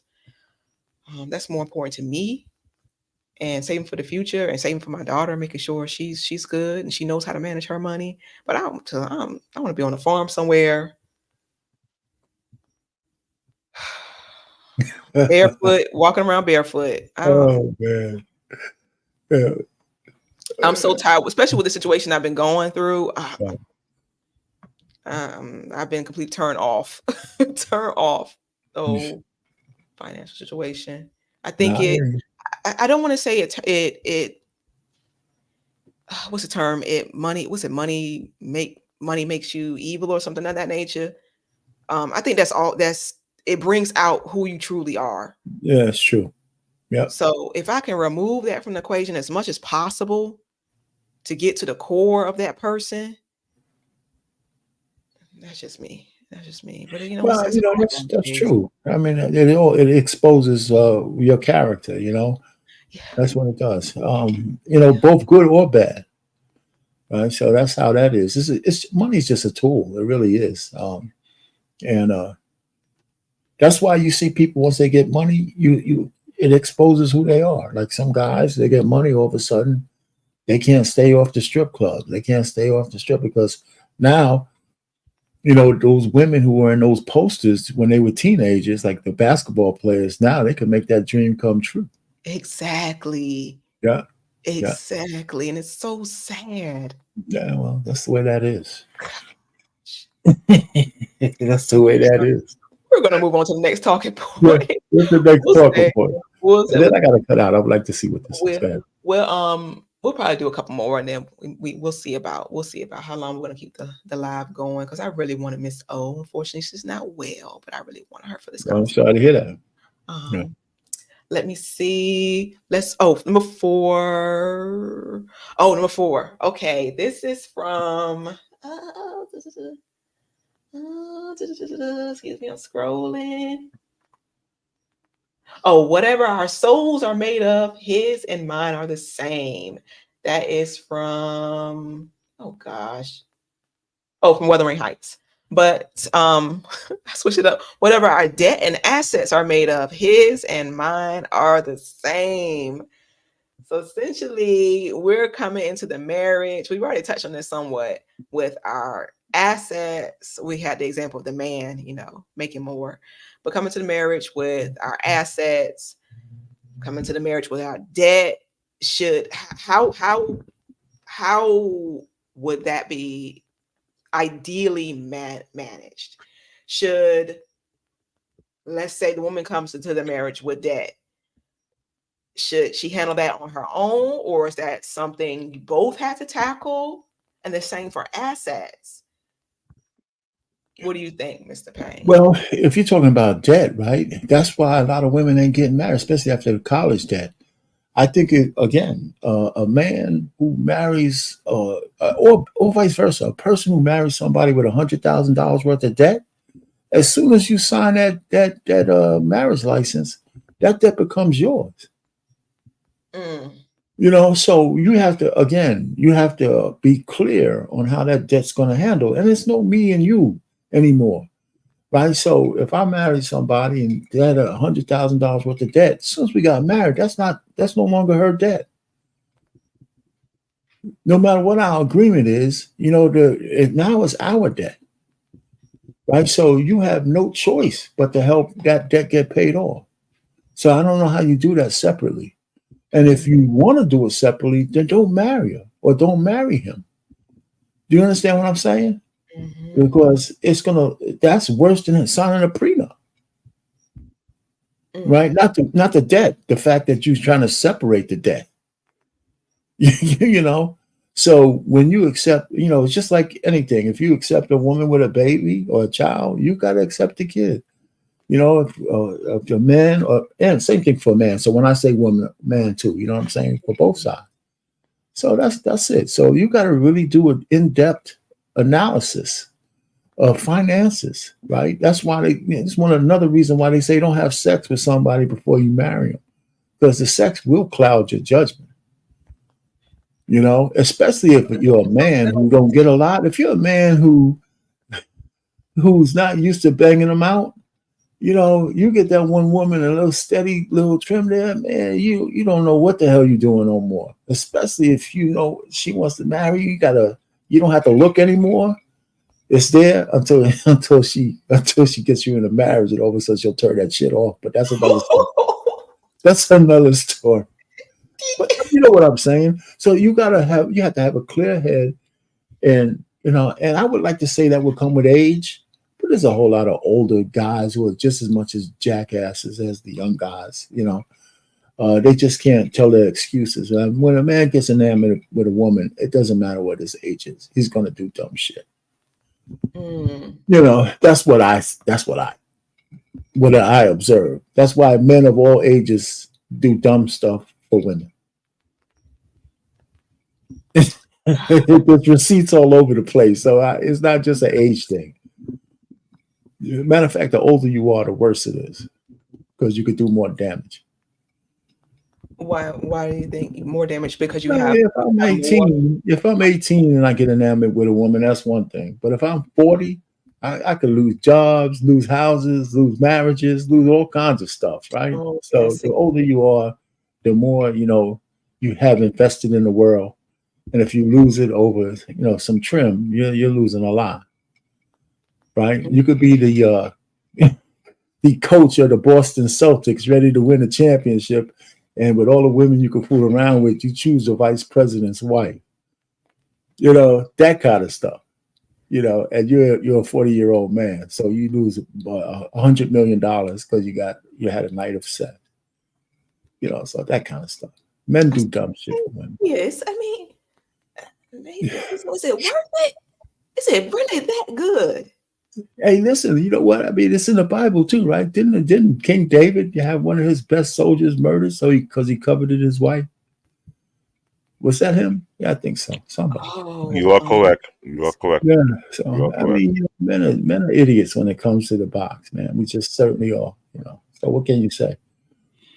So anyway, but that's beside the point. So that's what I'm saying. Back to the point. A man will take a lady on with a lot of debt if he, because to him that's the price to pay to have that lady.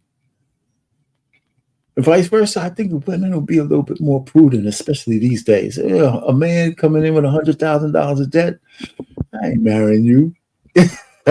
I'm not marrying you. You got to be kidding me. So I think women have said, nah, you know what? I'll give you a couple of benefits while it lasts, but you know what? We ain't getting married. So with that being said, with a man marrying a woman in that scenario with a lot of debt, are his assets now hers as well?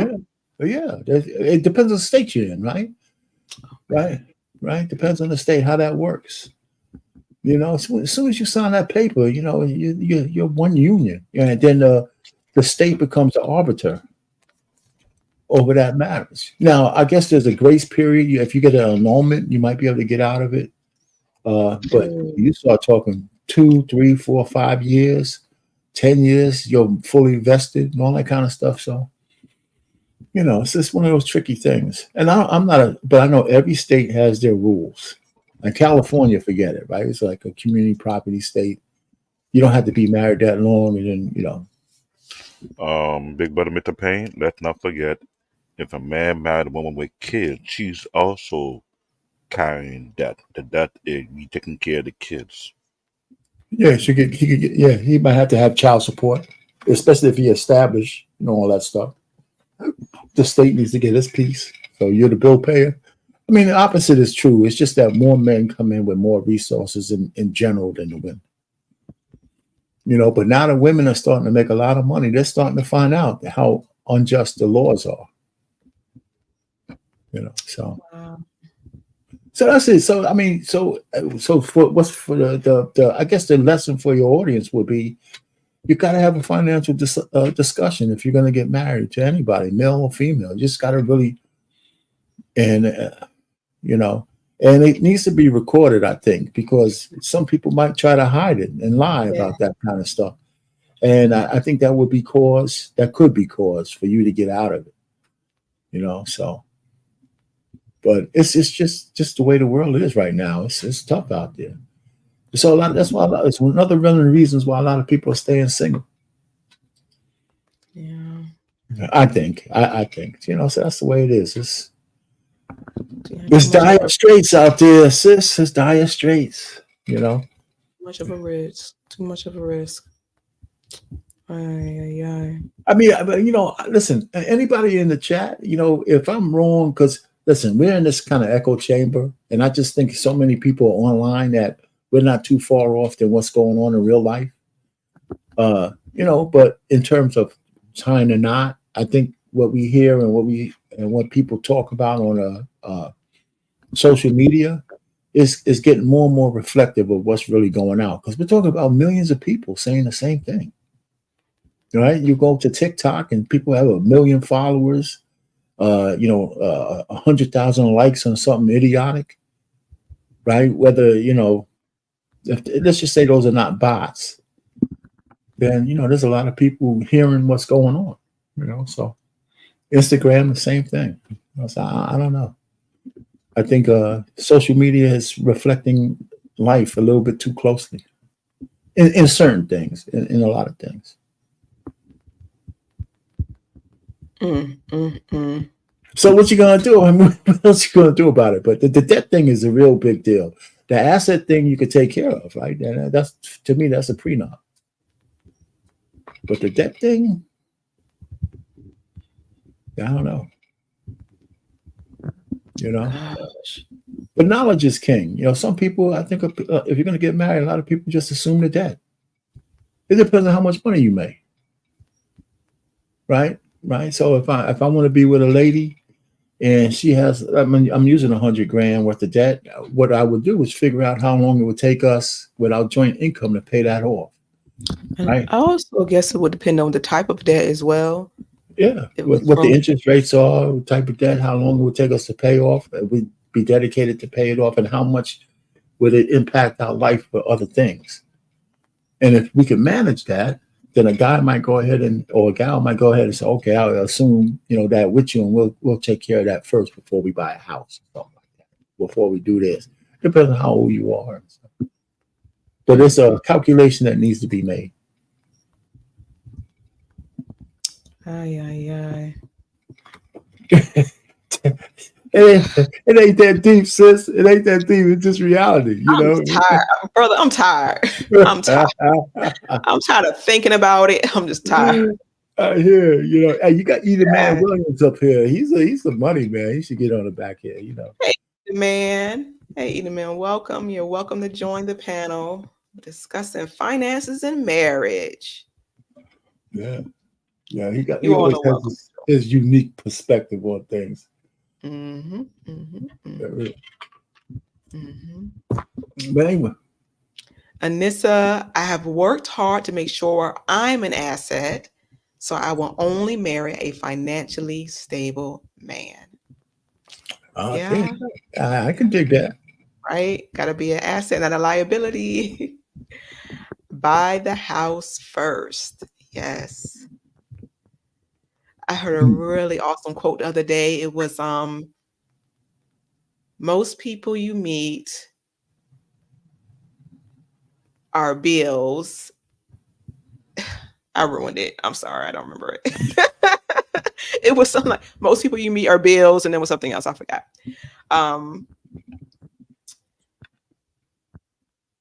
UK Arsenal, terrible advice. I ain't paying a woman's debt. They're both working on it. I don't think he will be paying on it completely, just himself. Both will be working towards it, man or woman. Eden man, the first thing you do is buy the house. Buy the house. Buy the house before you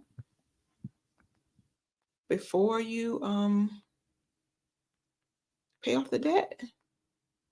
Let's scroll back up because I missed it. No, don't buy the house first. If you want to get married, choose your house together. Okay. A lot of different opinions in here. I love it. I love it. Man, I paid all my wife's debt before we got married. Okay. Okay. So you pay her debt first and then you bought the house. Okay. Yeah, you see, so this guy, he's a unique cat like that. That's why I said, Cool. he paid his, he wanted to whoop us so bad. He said, "Listen, honey, I'll take care of all of that. You mine now, baby." I remember. Eat it, man. He's killing me, man. I Oh think my he God. was on Hamp's panel and he was speaking so highly of his wife and how she just was going above and beyond and how she really she impressed him. She impressed him. Yeah, That was nice to those hear. are kind of relationships we don't have enough of, stuff like that. Mhm. So if you're gonna get on these panels, it's good to hear people talk well about their spouse. Yes, Yeah, absolutely. yeah, Simps that's pay the all the woman's debt. yeah, you can't also the Sips play all of that. Hello, Oh man. Denizen. Welcome. Welcome. Is that that's Curb Your Enthusiasm? Yeah, that's my man. Forgot his name. Gosh, I forgot too. He's silly. Some people will not be comfortable in a house they have to have in a house that they have no access to because it's yours, not theirs. That's the insecurity I was speaking on earlier, Edward. Yeah, I've had that experience. They feel, I don't know, I guess lesser than because somebody else makes more or has different assets or whatever the case may be. Yeah, that's something. That's something that'd be really detrimental. I would say that financial debt is a big indicator of how a lot of marriages fall apart. Because for one, our pain, what he said was totally correct. We'll have to have that type of conversation to sit down, pour all the cards on the table, have like a blueprint of how you go forward with the finances. There are people who don't know how to have that particular conversation. We have people like Trey Taylor, Eden Man, Reckless Ray have been talk about financial literacy.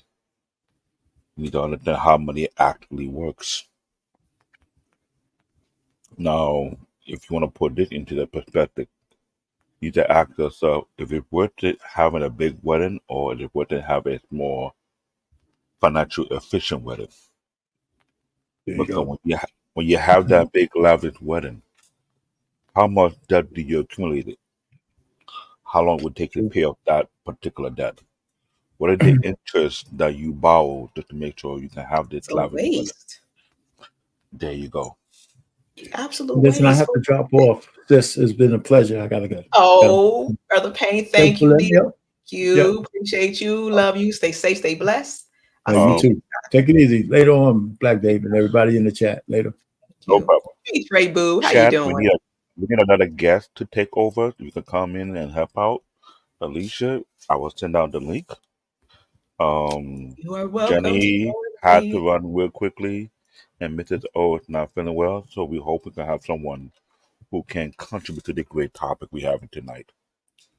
Thank you. Please Thank you. come up. Thank you. Thank you. But And what I was saying earlier about wedding, I learned about this 2 decades ago, and I noticed seeing different scenarios. I know about one particular couple, due to the amount of money was spent on the wedding, it was actually the reason for them to lose their marriage. see, that's crazy. It may sound crazy, but here was the problem. They max out about 3 to 4 credit cards just to have that particular wedding. But what's bad about it, 2 of those credit cards fall on that woman's side, while one fall on the men's side.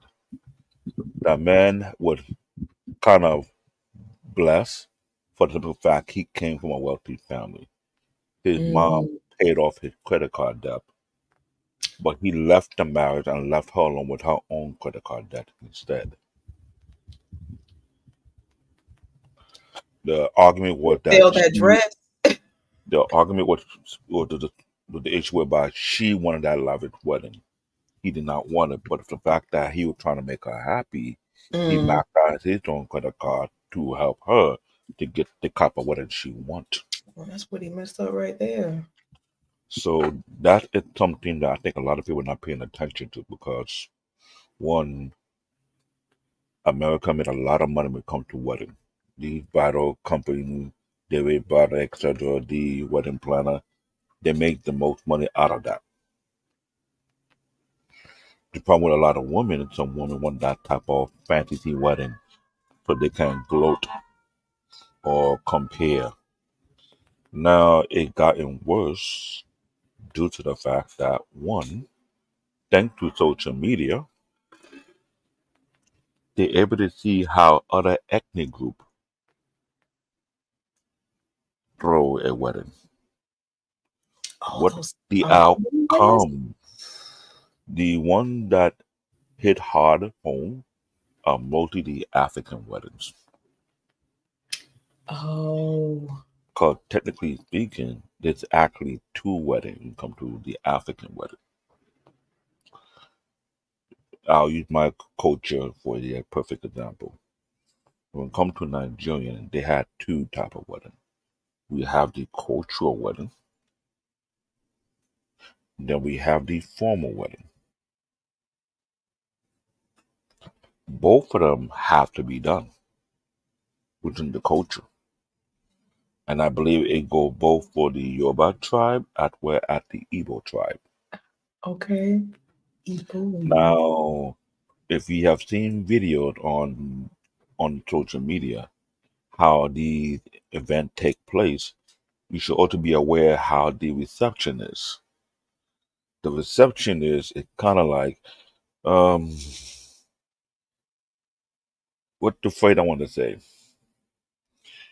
If you don't have it, don't try it. What do you mean? Is it lavish? Lavish is not the word to play here. Oh, Um, I remember my sister had her wedding, and we have a particular culture that we do. And the African culture, especially the Nigerian culture that we partake in, it kind of like threw a lot of African American off their foot, off their heel, off their wagon real bad. They didn't know that that's what we do. Because in a Nigerian wedding, mm. do the reception. The woman who well dressed, well clothed, nice outfit put together, she gets paid a lot of money. Yeah, that is the cultural thing. And what happened is normally based on who you are in your family, you can draw all the wealthy uncles and relatives to come out to come in your engagement and they can come and keyword bless you. So if you're the bride who got married and you come out of I want to say you cut from a different type of cloth that draw the kind of respect towards you, then there's the good chances a lot of these uncles will come in and bless you heavy. Now, Mm. if we're talking monetary value, depend on how many wealthy relatives you have who come and actually bless because it's not the thing where like, oh, you bring me a wedding gift. That's not the case. Sometimes the wedding gift can be I'm so curious. the wedding gift can come into like a couple of thousand to almost 30 to 40, almost to 100,000, depend on That's what how I was much that waiting for. Oh, how much they throw on you. Um, I'm sorry, Taylor. Why don't you come up here so you can add to this? Tell me to wrap it up. yeah. All right, cool. So, what's up? hi. Canadian born Nigerian. Hey, What's how going you on, doing, y'all? E-Man? Been a What's up? while. I want to make Hi, sure I Eda speak man. How you It's been a while that doing? you've been up pretty here because good. we have history. Yes, we do. We do got some history. I definitely, I love this conversation. And if it's okay, I would like to comment on this Yes, but conversation. before you do, I want to say I watched you do your push-ups the other day. You did a great job. Oh, thank you. See them real push-ups. They make them half push-ups that some of these people online be doing. Thank you. I really appreciate that. Yes, you're welcome. Thank you for joining. So a couple of different things, right? So first thing is when I met my wife, she only had $10,000 worth of debt, right? So that was something that was manageable that I can pay in one lump sum. So if you got if your wife debt is low enough that you can attack it over a short period of time, I strongly suggest that you pay it all off, right?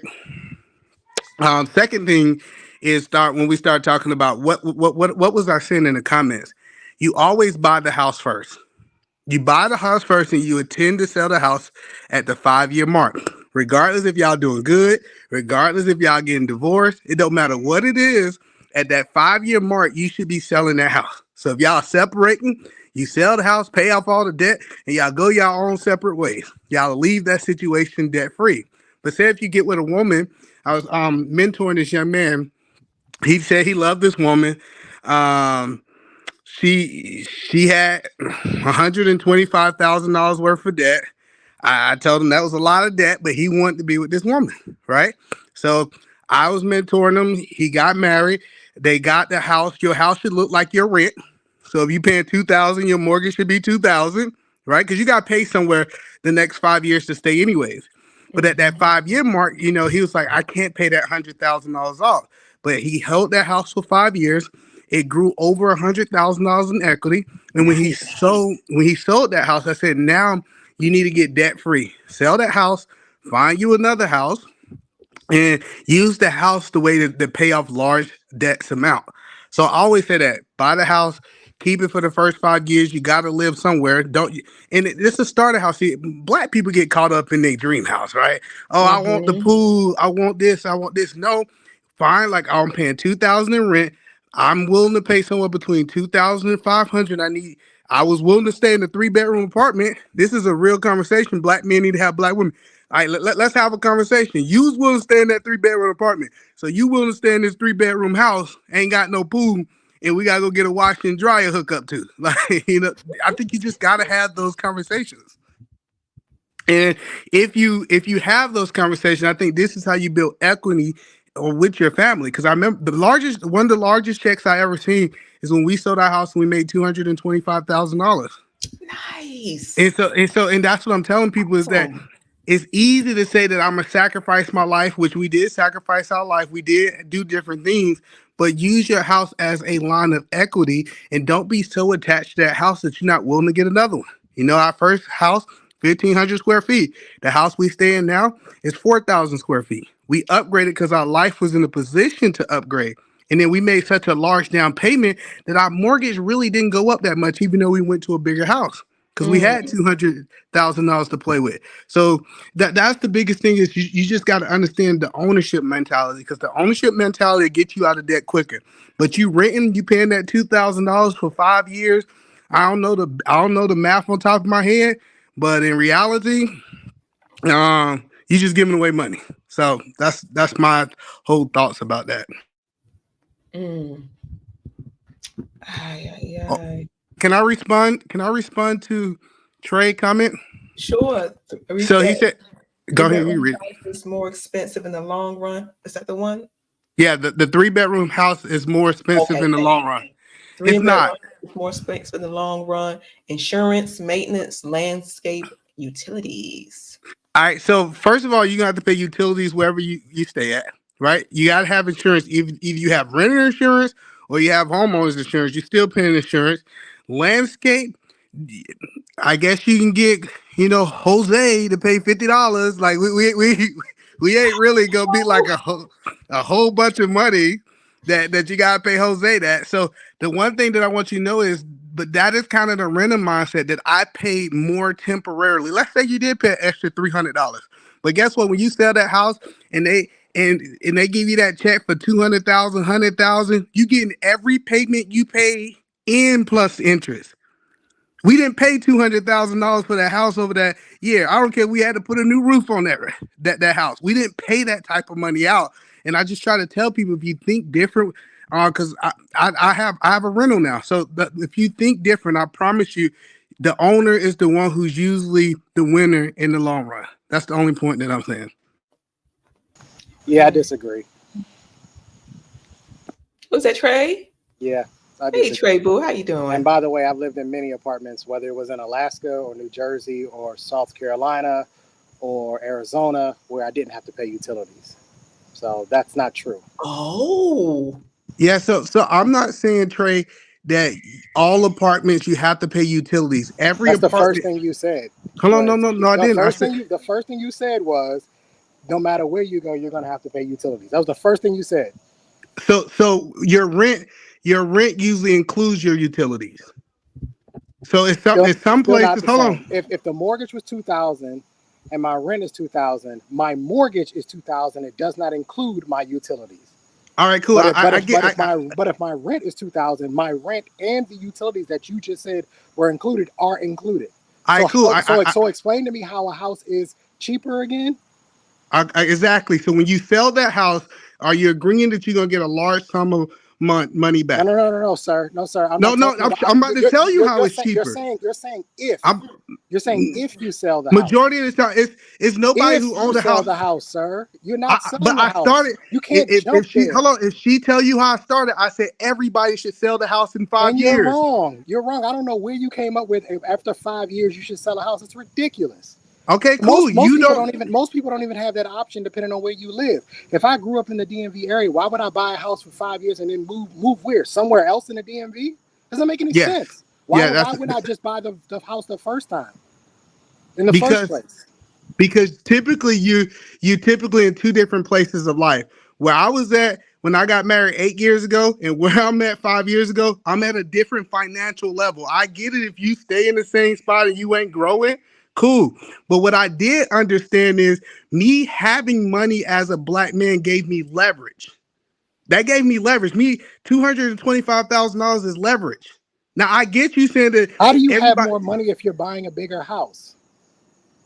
If you move after 5 years, obviously you're moving so you can buy a larger house. How do you have more money? The majority of the money that comes out of everybody's paychecks these days is for their mortgage or their rent. That is the largest payment that they have. So if you buy a home and that home is $2,000, but you are in a different phase of your life and you're making more money, why would you increase the mortgage when you're already at the house? That doesn't make any sense. All right, I got you. So since we were debt free, what we did is when we bought a house, we started with a $200,000 payment. So even though we got a bigger house, our mortgage is going to be a lot less because our down payment is a lot more. Can you agree with that statement? No, I cannot. Not in today's market, and that's not guaranteed that everybody that sells the house it's no guarantees in life is going to make $200,000. That's ridiculous. No. So I was giving my example, but typically, if we follow the house market, if I buy a house and I hold on to that house for 5 to 7 years, I typically make a profit. So 51% chance or higher, the majority of the people gonna make a profit. Do you agree with that, or you disagree with that statement? Yes, over time, depending on which market your home is in, more than likely your home will appreciate if you sell it. But that was my premise. See, ma'am, did I start saying that you sell the house regardless? And it's bad advice. It's terrible. I get it. Terrible advice. I get. So you never owned a home, correct? I've owned 3 homes. I've owned homes in New Jersey and in Maryland. All right, and then when you sold, I had 3 rental properties, 2 in Alaska and 1 in New Jersey.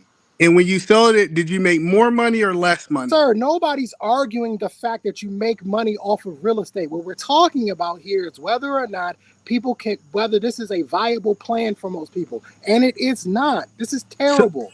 No, I get you. Hold on, listen. Let's have a back and forth. For 5 years and then sell the house after 5 years. That's ridiculous. And in most cases, they might only appreciate maybe $40,000, $50,000 at most, depending on where they are in the country.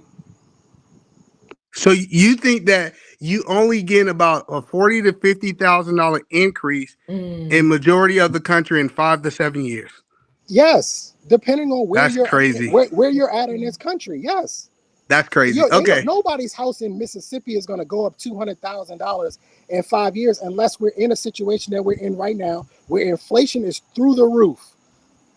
All right. So, so if we look at house market in the last 7 years, do you agree that house market went up, what, 20, 30? Of course, the housing market goes Okay, up. okay. You're stating the obvious. The housing market has gone up over the last 75 years. You're just stating exactly. the obvious. So, but the fact of the matter is that smart? If you it is smart. I'm gonna tell you why it's smart. If you have a back and forth with me, I got you. I would tell $50,000 a year, and he was going out to go buy a house. Would you? Is this the advice you would give him? No, that's horrible advice. All right. So what I said, and we'll go back to the tape. What I said is find something close to what you already paying. Can we agree that I said that, or you disagree to that? And you got two options. No, I think you find what your necessities are in a home. For me, take me for instance. I could always afford far more home than what I bought. Every single situation that I've been in, I could have afforded a 4 or 5 or 6 bedroom. I could have afforded a large home, but I always got a 3-bedroom home because it's just me and my 2 kids. There was no need to go bigger. I got you. You buy what you need, not based on the money. I got you. Okay, listen. So if I was staying in a 3-bedroom house and I was paying about $2,000 a month, and I chose to buy a house and hold on to that house for 5 years, my question to you, Trey, who is going to be in a better situation typically after 5 years? The person who's renting or the person who's buying? That depends on the situation. What you're not accounting for is the interest rate on the mortgage. What you're not accounting for is the appreciation on the actual property. I don't know. I don't know what the person's credit looked like when they went out and got this loan. And I got you. So let's how much of a down payment? Let's say 10%. Most people I got you. Let's say they got a 10% interest up to the first 20 years. They're upside down on their loan. I got you. Let's say 10%. Let's be outrageous. They got a 10% interest rate. So I'm gonna ask the question again. That's one of the worst interest rates you can get at 10%. Really can't even get a house at 10%. But let's just say 10%, right? The person who's renting for that 7 years and the person who owned the house, we talking the majority, 51%. We're not saying all. Which one do you truthfully and honestly think would be in a better situation, Trey? The person who rents it, because they could save the money. They could save the money over the same amount of time that you think that you would be making off of that house. The renter could. But you going completely out of our premise, because I said you're spending around the same amount of money. That's the whole point. Is what I said is he's going to pay $2,500 in rent. You're going to pay $2,500 in mortgage and expenses. You're going to make sure it's the same amount. So regardless of what side, hold on. But you keep saying that it's not the same amount. But yes, the whole point that I'm telling you, it is. Because if I say that all of pay for landscaping in an apartment.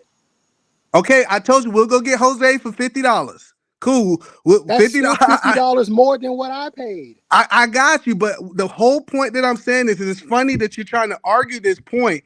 It is proving that majority of the people will be in a better situation if they actually own this house. There is nobody on this planet that would be in a better situation with a 10% interest rate. Over 7 years, you still ridiculous. would. Yes, you would. Here's the thing. The issue is that this is what happens. You get black folk who get a little bit of money and they say, this is how I did it. And then they want to go out and go tell everybody this is how they did it. You should do it this way. When in actuality, that doesn't apply to 99% of the people who don't have the money. You can't do it that way because you ain't got the money to do it that way.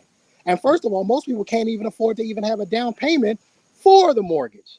Well, that's why they have all these freaking programs, these FHA programs, all these programs to help people even get into the homes, because most of them can't afford to even have the down payment, especially in today's market. Just saw but that's the whole point. Is that the whole program gives you offered a job for $25,000. They ain't got no damn money. What are you talking about? Listen, but you see how the funny part about Trey is he tried to completely go out of my example just to argue. I clearly said that you're going to spend this money regardless. That money is going to be spent over the 7 years. He's trying to say, well, you're going to spend more. Well, how about you find a house that's less? All right. You're going to find a house that if it costs me 25, go ahead. Oh, thank you, gentlemen. I'm learning a lot. I appreciate both of you. Trey, what would you advise for the average person if E is incorrect? This is what you do. Based on your numbers, you go and go find the cheapest apartment that you can find. That's what you do, right? And you live there and you suck it up, and it's gonna suck. I've had to do it. I've had to live in the hood, and the me and Right the lady now. I was with, we both paid $500 a piece for that for that rent, and it was a 2-bedroom apartment, and it was in the hood. It was, if anybody from the DMV, it was right off Naylor Road in Southeast. Y'all know what I'm talking about. It's ghetto as fuck around there, and we Scary. hated it. We hated it. But what we were able to do was everything that we would have had to put towards a mortgage, we put it into savings or we invested it, right? Because I'm in the stock market, we invested it. So we stayed there for 2 years while we kept pouring money in, pouring money in, and we invested it. And then we went out and got a home. We did it that way. But if you're telling people just go out and go get a home and then in 5 years to move on, it's like in what economy is anybody like, can they do that in? They can't do that in this economy. People can barely afford eggs. Eggs is $8. People can barely afford eggs. That's not a viable. What you need to do is everybody has to take sense of their finances and pull back. And I mean ridiculously pull back. Pull all the way back. And whatever extra money you have to be looking for investment opportunities to make that money work for you while you're living this not so lavish lifestyle. Until you get to a point to where, okay, I have enough money in savings. But let me tell you the number one thing, Alicia, that most people should be doing. Forget the house. If you don't have 18 months of emergency funds, you already wrong. You way behind. Especially after coming off of C-19, the number one thing that everybody should be working towards right now is having 18 months of emergency funds put away to the side in case shit hits the fan. Now, once you get that done, No, then you when it can work. does. Then you can work on getting to the house. Now, here's the thing: I don't disagree that buying a house in the long term is more effective. Yes, 20 years down the road, 25 years down the road, this is undisputed. I can't argue that, right? But for most people who go out and go get a mortgage and go get a loan, for that first 10 to 15 to 20 years, you are upside down. That loan is costing you a lot more than what that house is worth. That's a fact for a majority of people because their credit is trash. And so they can't get the low interest rates that they think they can get. And your home would have You're to paying appreciate in interest versus astronomical numbers in order for you to get to a level where you're going to come up, you're going to come out on the right side of that. Most people, when they were to sell a house after 5 years, they're going to take a loss in most cases. No, they're not. They're not. So listen. So first of all, this is something, a realistic example. Trey shared his experience and how success worked for him. I'm not here to argue that, right? But when me and my wife got married, we understood that our total expenses was $1,900, right? We found us a mortgage that was $1,500, and that was our insurance, different things like that. All of our bills, I think at the total amount, if you want to, because I felt like I'm a man, I can go out there and cut my own grass. I made a joke about, like we was making this big deal about grass, that grass is going to be that much more expensive. But it's not, right? Because your grass is going to cost the same amount as your carport at your apartment because they charge for you to park your car, right? But that's neither here or there. What we did is we said, hey, check this out. This is what we can afford. This is what's already in our budget. Let's find something close into that. Our first house wasn't a great house. It wasn't a new house. It wasn't the dream house. And what we did is we was literally spending the same amount of money, give or take $100 that we would have been spending anyways for those last 5 years. So this idea that I'm going to spend more money just because I have a house, it is a theory if you're trying to keep up with the Joneses. But if you're willing to get a property, gotcha. if you're willing to get a property that might have to put some sweat equity in, you might have to get your handyman. I remember I put with mine. I put a fence up. I got out there. I painted the fence. You know what I'm saying? We repainted grass. We was putting sheetrock up and new carpet in. We put sweat equity that 5 years we was in there. So when we sold that house, yes, we got a return on our investment. But this How much did all idea, those materials cost? say it again. The materials you use, how much did it cost? So the material, so the paint. So let's talk about the fence, right? I think I can pull it up. The fence I paid for. Well, y'all don't want to know how I really got it. Jose from Home Depot. That's a whole nother conversation. But All right. so, but I was resourceful because I didn't have money. So that when we built that first house, I didn't have money. So I couldn't call Uncle Tom to come over and do those things. So you know what I did? I watched YouTube. You know what I'm saying? I became friends with carpenters. I became friends with people who How knew much was the materials? That's what I'm saying. If we being honest, I got Jose to get it for me for. That's what I'm saying. I got somebody to get it for. Does the renter have to go get Jose to work a back alley deal? You saying what now?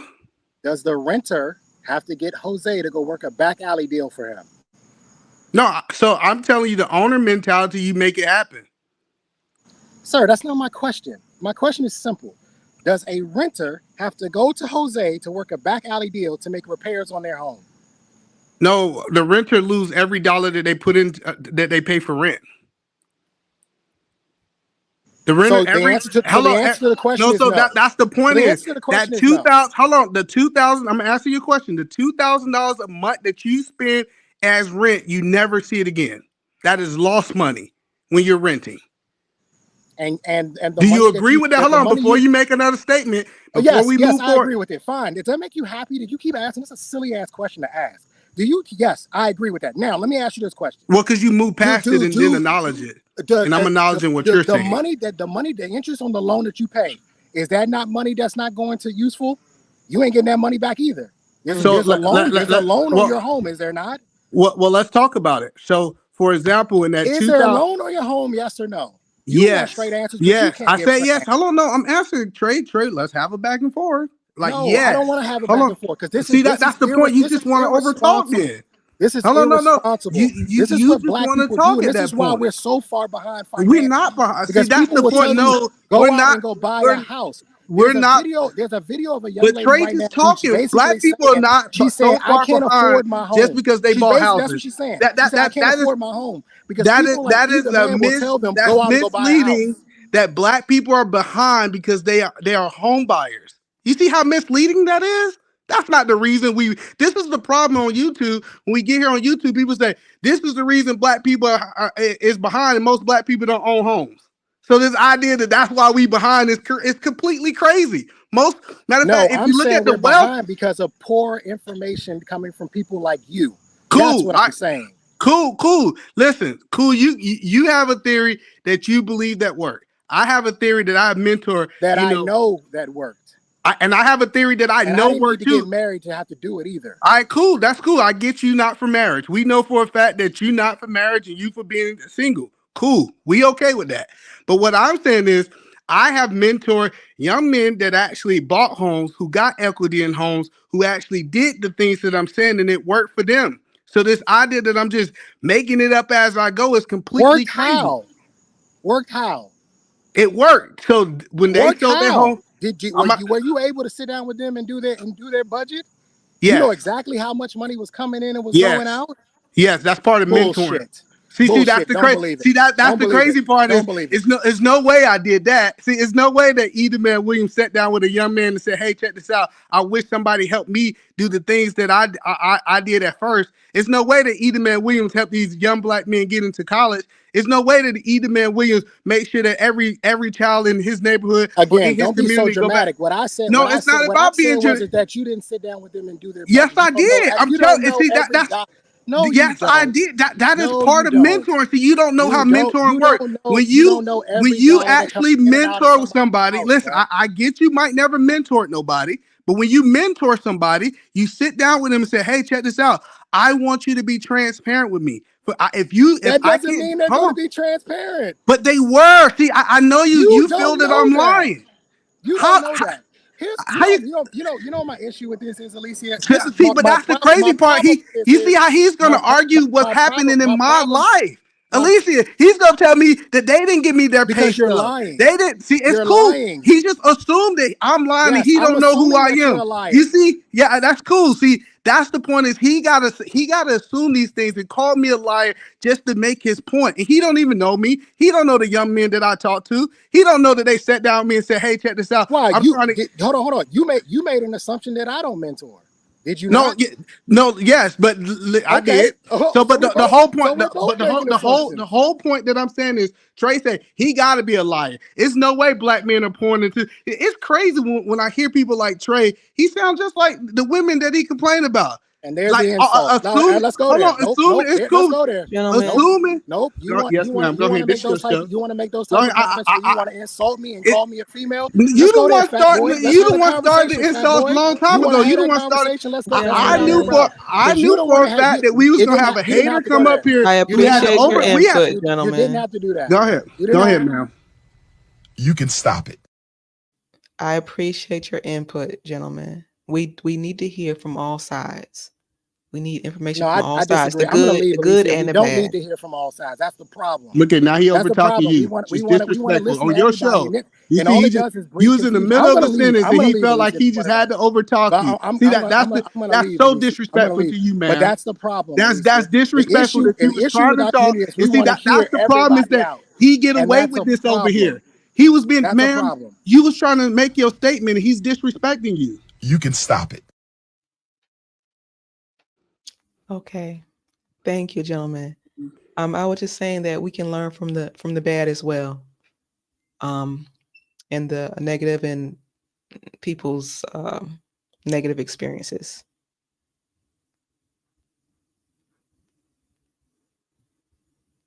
Are you there, gentlemen?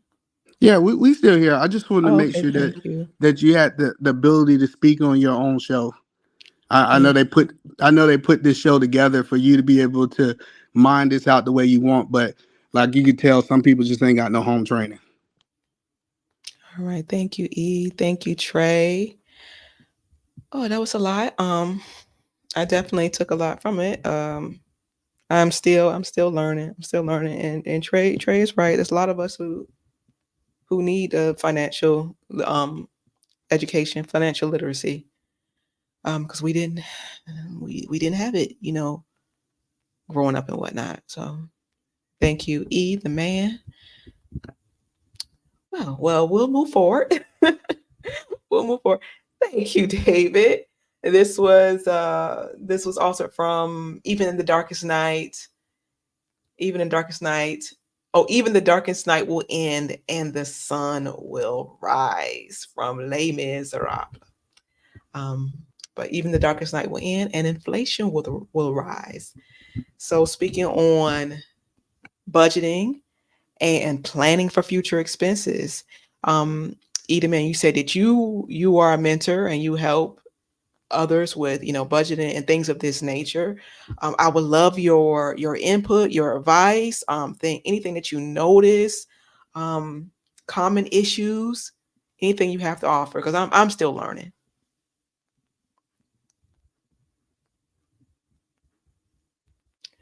They definitely should have finance courses for junior and senior in high school. Okay. Oh, what happened? Before anyone go, I want to mention something about it because Hey, David. he mentioned that we have a course for junior high school and senior high school. The issue is it used to be back in the day in the 80s. It would be moved out. That was the issue. So imagine that the financial course they were given to students back in elementary school and the same course or next level course was given back to middle school and high school was yanked out before the end of the early 90s. There was the reason why they did that for a particular reason. Now, what they're bringing back to the school, I really doubt it unless it's not a public school, either it be a charter school in your community or you and many other parents decide to build some type of course to educate the juniors and the children in high school. That's the only way it can happen. So, Edward, that's a cool idea, but it used to happen before back in the days. Yeah. And the one thing that I liked it is that when I joined the military, I had a sergeant major pull me to the side, and I was spending money, I was buying cars, I was doing a whole bunch of crazy stuff because I didn't know no better. And he pulled me to the side, and he said, "You're reckless with your money." He said, "Can we sit down and have a conversation?" And what he did was he said, "I know how much money you making because I was an E3 at the time in the military, so he knew exactly how much I was making." And he built the spreadsheet. He built the spreadsheet. He told me in the military we got something called a TSP. It's like our savings plan. We put 25%. He said, put 25% over your military career into this. He said, do this, do that. And I was standing in the barracks at that time, so I didn't Oh, have any real nice. overhead. And so what he did in so many words is he just showed me how to live under a budget. So once he did that for me, once I started moving up in the ranks, and when I decided I wanted to, influence other young men, I said that I think if we showed men, especially black men, these things, they definitely be willing to accept it, especially if it comes from the right place. Mm, The problem is who's right and who's wrong. mm, That's the issue gosh. within our community because we all have different ways of doing things. So who's right and who's wrong? And I'm Yeah. sitting here and I'm looking at what the cost of a $400,000 home would be with a 10% interest rate.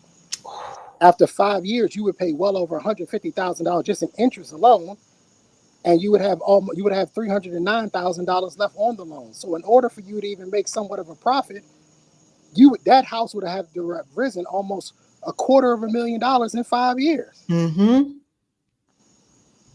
So when we have people telling us to do it this way and not actually crunching the numbers, not actually looking at it, and then taking into account the economy that we're in and making adjustments for the economy that we're in and potentially the economy we might be in, depending on who our next president is, it's irresponsible and it's bad advice.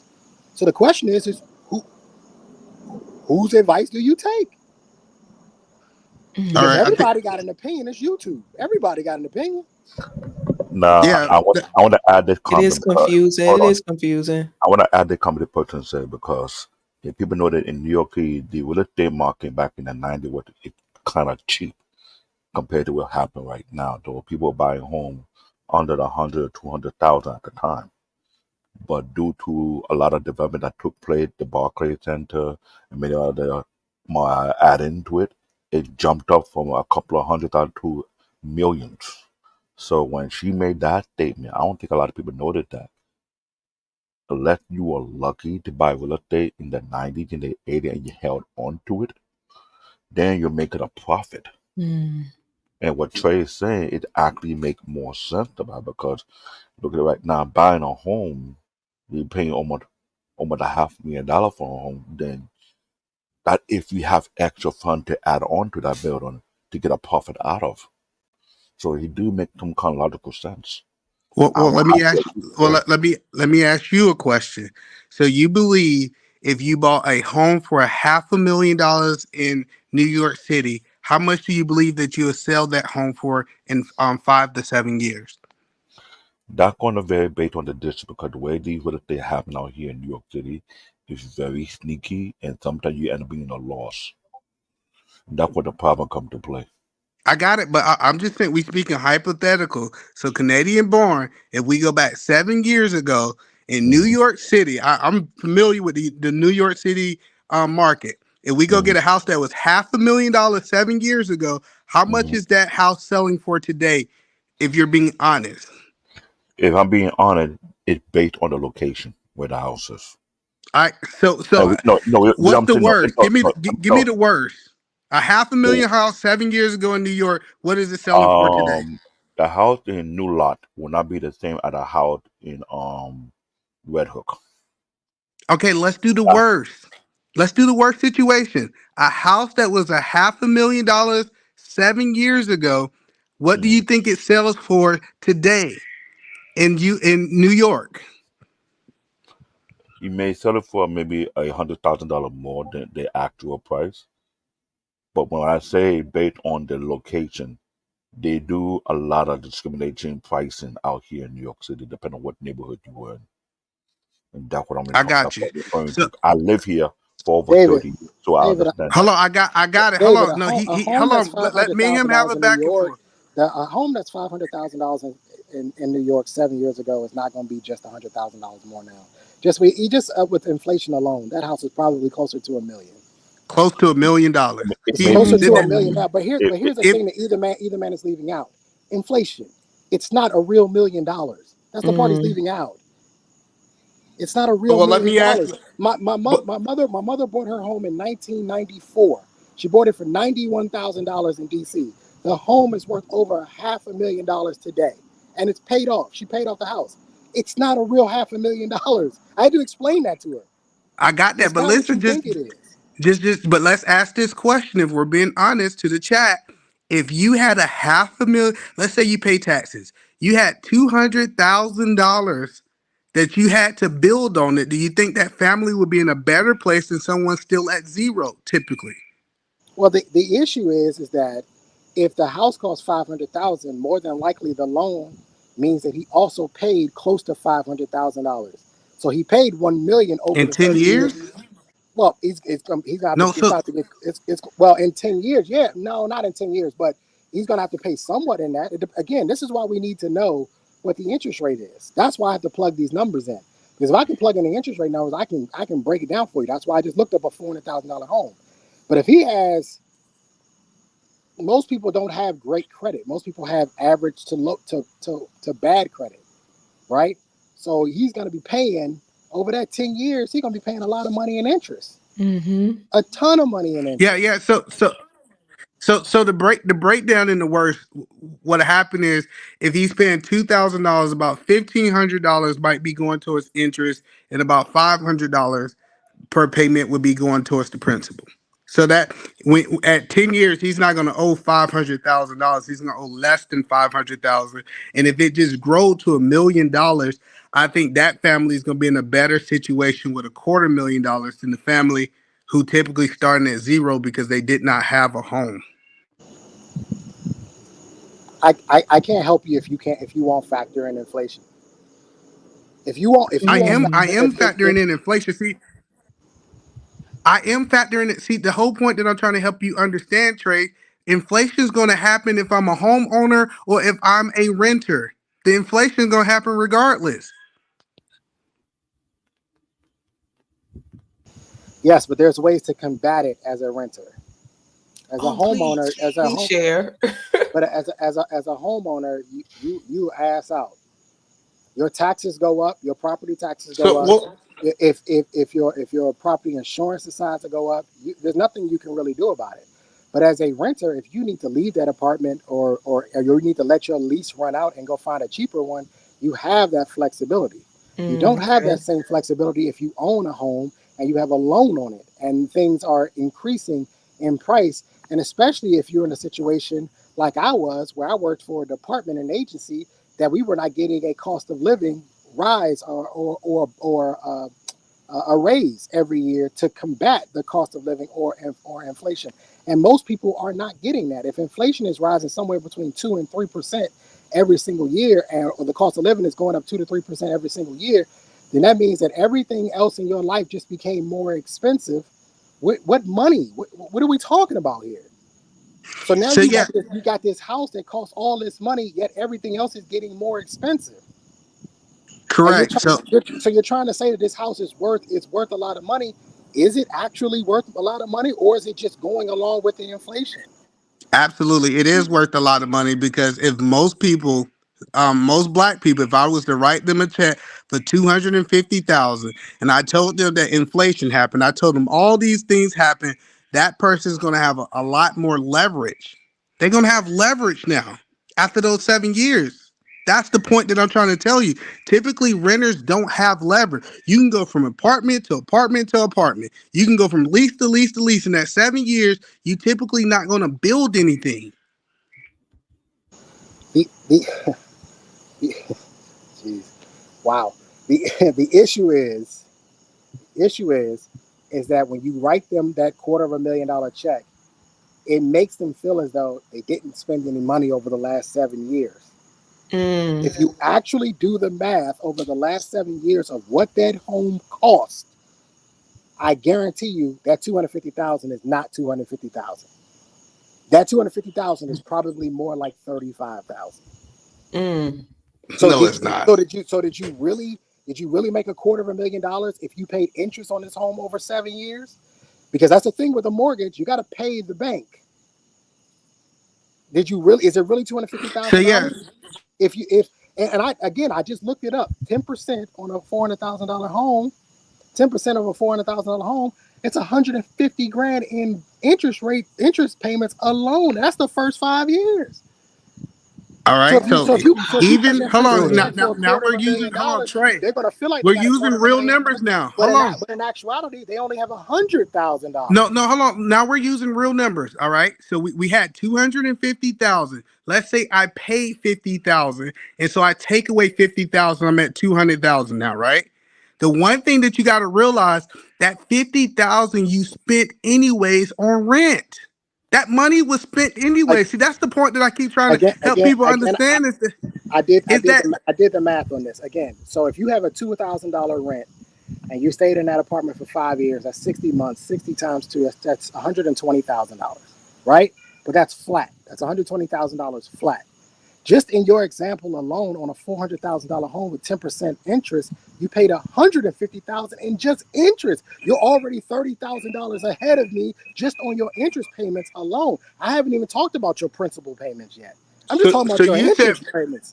So you said on a $400,000 home, in how many years I paid $100,000? 5. You said use 10% interest, so I 10%. Did. All right, cool. Listen, hold on. No, listen. Let's go with your example, okay? 150,000. You spend 120,000. You get nothing back, right? Let's say I spent $30,000 more than you. Let me give you that, right? I got $250,000 back based on the example we're using. No, you didn't. That's what I'm trying to explain to you. You didn't get to. Well, how much? I got 100,000. How about I got $100,000? You didn't get. I was using apples to apples. You didn't get 100,000 back either, because the rest of the loan is $309,000. You have to pay the principal. You got to make up $91,000. So you only got $9,000. You only made $9,000. No. See, listen to what you're saying. You didn't get no money back, so you spend $120,000, right? Right. As a renter, right? That means my $120,000 is a wash. We both took that loss. How about that? Right? But no, it's not. No. Because listen, that's the point. Is you took a loss, I took a loss. That makes sense. You took a bigger loss, but I made more money than you. You made a couple thousand. So you want people to buy a home for a couple $1,000? Yeah, that interest rate's outrageous. There you go, Aaliyah. And then you got to pay taxes on the money. Mm-hmm. Come on, man. That's what I'm saying. We not doing all the math. If you say, okay, I can sell this house for $250,000 more than what I bought. Okay, well then let's break it down and see if it's actually $250,000. Well, if you paid $150,000 in interest payments over the 5 years, we're down to $100,000. And to make up what you signed on to pay, if it was $400,000, you paid $91,000 in principal. You got to make up the $91,000. So you're only coming out $9,000 ahead. Is it worth it? Not to mention all the maintenance and upkeep. You said you're gonna cut your own grass, but you got to buy a lawnmower, and that lawnmower has to be either plugged in and or gassed up over those 5 years.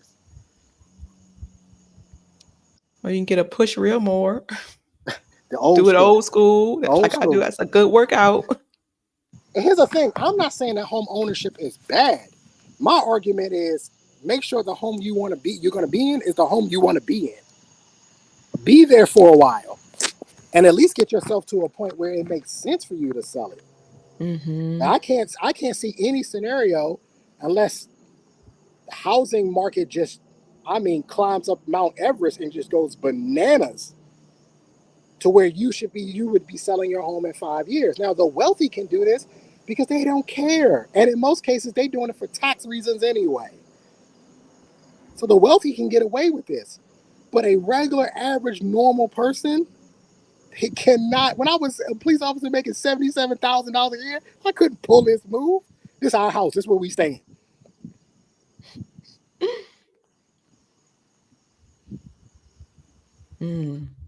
All right. Do you have any paper over there by any chance, ma'am? I do, yes. All right. I just want to go through this example, and I want to put factual numbers down, right? Okay, So we're going to write it down. Got it. So we're going to use Black David example of New York, Okay. right? He said, based off Trey example, you bought a house for $500,000, right? Mm-hmm. He then said that house over the next 7 years be worth $1 million. You said 7 years? Yep. So Okay. now that house is worth $1 million. All right. Mm-hmm. How we got to 200? Well, hang on, Hold Nina, man. Let's do this. Let's do this the right way, because I just gave a rough estimate number, right? I know, cool. But we can change it. The average home in New York appreciates about 6%. 6% of 500,000 is like 30,000. So let's just do the real number. 7 times 3, so 210,000 in appreciation. Okay. So that's what, 710,000. Is that right? Is that right, Matt? Is that math right? Let's go with that. Let's go. Hold on one second, baby. All right, cool. What was it? What was it again, Trey? So the average appreciation of a home in New York is 6%. 6% of 500,000, I believe, is 30,000. If my math is correct, you can check me on that. It's 30,000. We did this over a 7 year. It's 7 years, right? It's not 5, right? It's 7, right? So 7 years appreciate means the house appreciated $30,000 a year for 7 years. So that would be $210,000 over 7 years. So in order for you to make any money off this house, you would have to sell it for more than $710,000. All right, yeah, I'm getting different numbers, but I don't want to go arguing back and forth. Okay. Well, I mean, you can explain. That's what I'm asking. Where am I making a mistake here? If it's 6%, it's not 30,000. It's 30,000.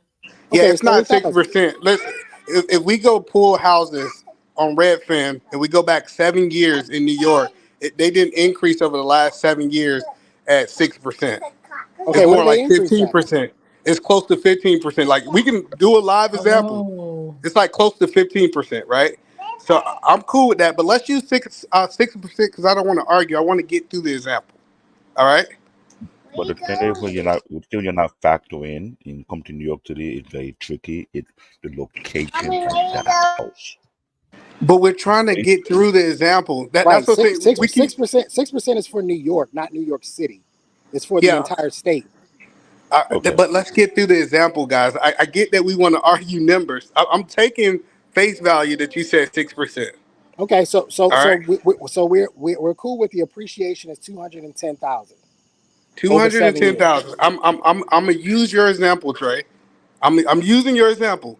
So it's 210,000 that it increased over that year, right? 7 years. All right. Over 7 years. I'm sorry, over 7 years, right?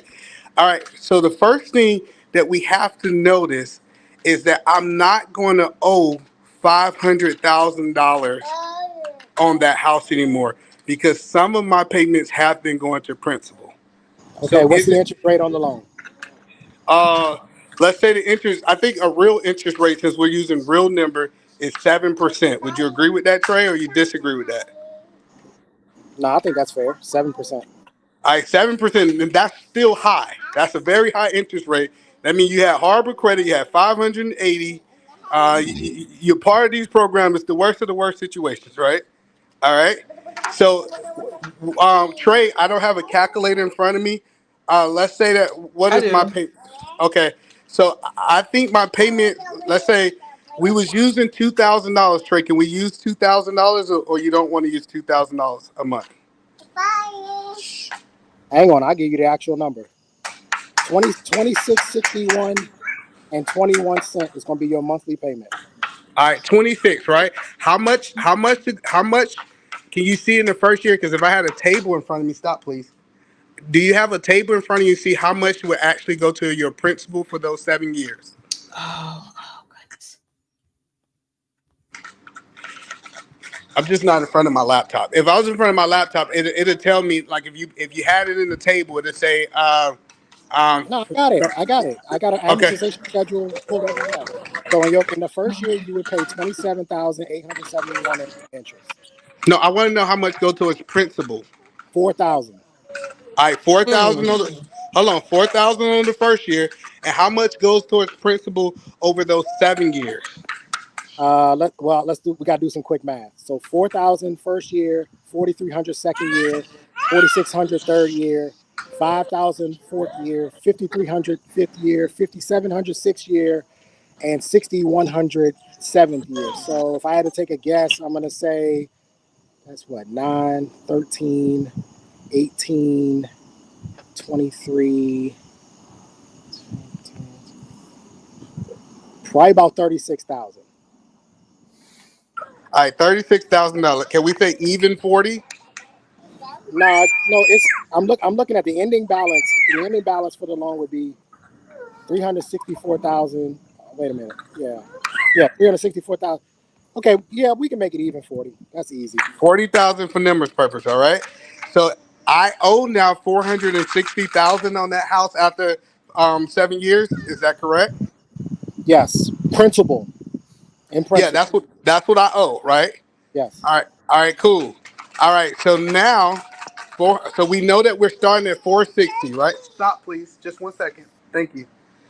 So now let's do the math. Let's break it down, because I want to break down the math for you guys. Okay. All right. So let's say we sold it for 710,000, right? You was renting, and your rent was the same amount based on our previous amount that I was paying. Correct? That was our previous example that you found the place that was the same. Right. All right. So I'm paying 2,600 too. All right. Yes. So let's multiply 2,600 by 7. I mean, 2,600 by 12. Then multiply that by 7. Alicia, can you do it? Because I'm doing the 100 by 12, and then multiply that by 7. $218,400. All right. So can we agree that How much you was it lost again, Alicia? I'm sorry. 218,400. Okay. All right. So can we agree that you lost $218,000, right? Yeah. As a renter. All right. Yes. Can we agree that I lost $218,000 as well? I lost a little bit less because I got some going towards principal, but that's neither here or there. Little, But yeah. but listen, that's neither here or there. But say we both lost it, right? No, that's not the same. Like I said, let's do the numbers correctly. What we're doing the numbers. You lost 200. You have a $218,000 loss at this point as a renter, right? Correct. All right. So now let's do the math for mine. I sold this house for $710,000, right? Mm-hmm. 710,000 minus 460,000 is what?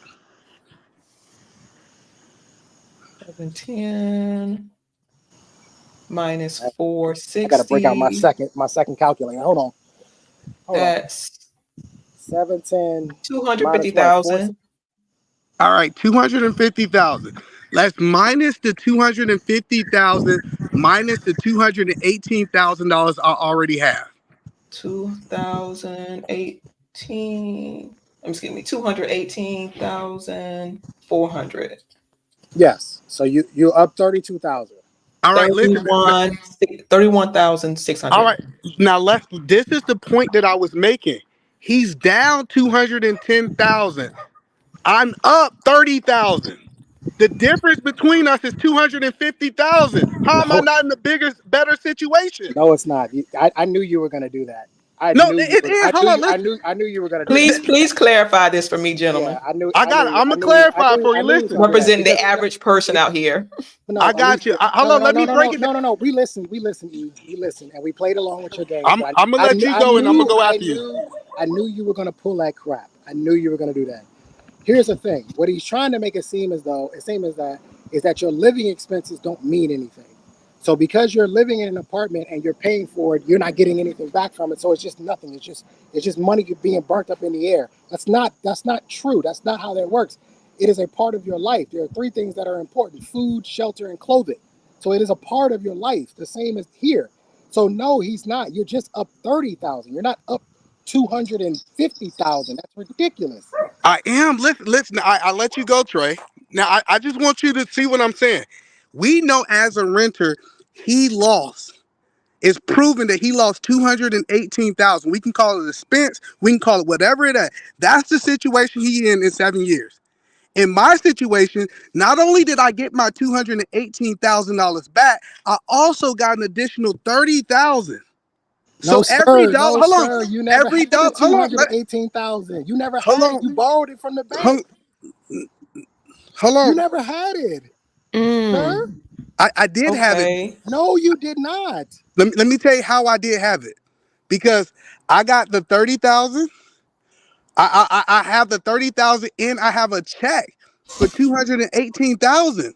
I got a No, check oh for my 250. God, dude, you are making stuff. No, sir. No, When I'm you not. bought, Listen, if you bought the home, when you bought the home, you didn't have $200,000. That's why you went to the bank and you borrowed at a 7% interest rate $500,000. Had you had the $218,000, you would have only borrowed the opposite of whatever was left over, The which would have been balance. 200. Yeah, the balance, which would have been 282,000. I'm sorry, $282,000. no, You see, would have but just I borrowed think you that missed. instead of borrowing the whole 500,000. You I never think you. I had think the you missed. 218,000. I think you Therefore, your missed it. interest rate Hold on. would have No, been no, no, no. lower. That doesn't matter. Trust me. While I'm telling you what he's saying doesn't matter. I owed the bank 460,000. When I sold the house, they gave me 250,000. They gave me a check. Like, when you go to No, sir. escrow, No, see, sir. I'm going to tell you how much you owed the bank. I'm looking at it right now. I You already owed paid it. no, you owed the bank the entire amount of the loan.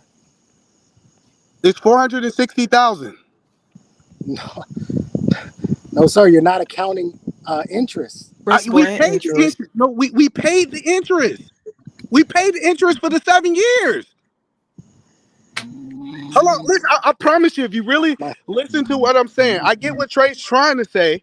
But when I sold that house that I owed 460,000 at the close of business, they gave me $240,000 check. I get that check.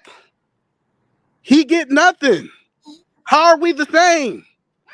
because it's not a full 240,000, which is what I was trying to explain to y'all earlier. Yes, it looks like it. Yes, I got a check for 240,000, but if you actually do the math, you did not get a check. You got a check for 30,000. No, I gotta listen. I got my $218,000 back that I paid the bank. You got nothing back because you rented. No, you know. Oh my I God. think Black David sleep. Oh my God. No, sir. You got the difference of the appreciation minus the loan is what you got. But no, they gave me all of them. So that whole point is, do you agree when I close on this house, I get my $218,000 back that I spent? Do I get it back?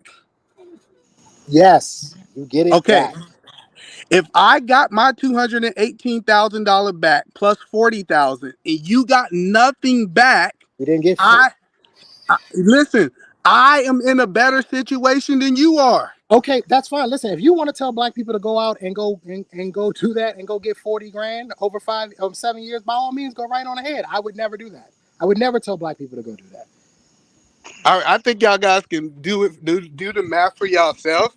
But I'm just telling you, at the end of the 7 years, in this example that we use, he took The down payment on the $500,000 home alone was $100,000 if it was 20%, like most people pay. well, Mm. well, that's the whole point. If I paid $100,000, now I'm not at 460,000. My interest is totally different now. Now I'm getting a check for $300,000, 300 and some thousand. If I started at 400,000, I'm just saying if you really do the math of what you said, one person lost 218,000, and They the other didn't person got lose their 200. 218,000. You can't You keep the saying that. renter You can't the keep renter saying that, did lose the sir, money, sir. If you pay for a service, that doesn't mean you lost money. You just paid for a service. but No I different than you paid for getting a your service. car washed. If you got your car washed, you didn't lose money. You paid for a service. Renting an apartment or renting a home is a service.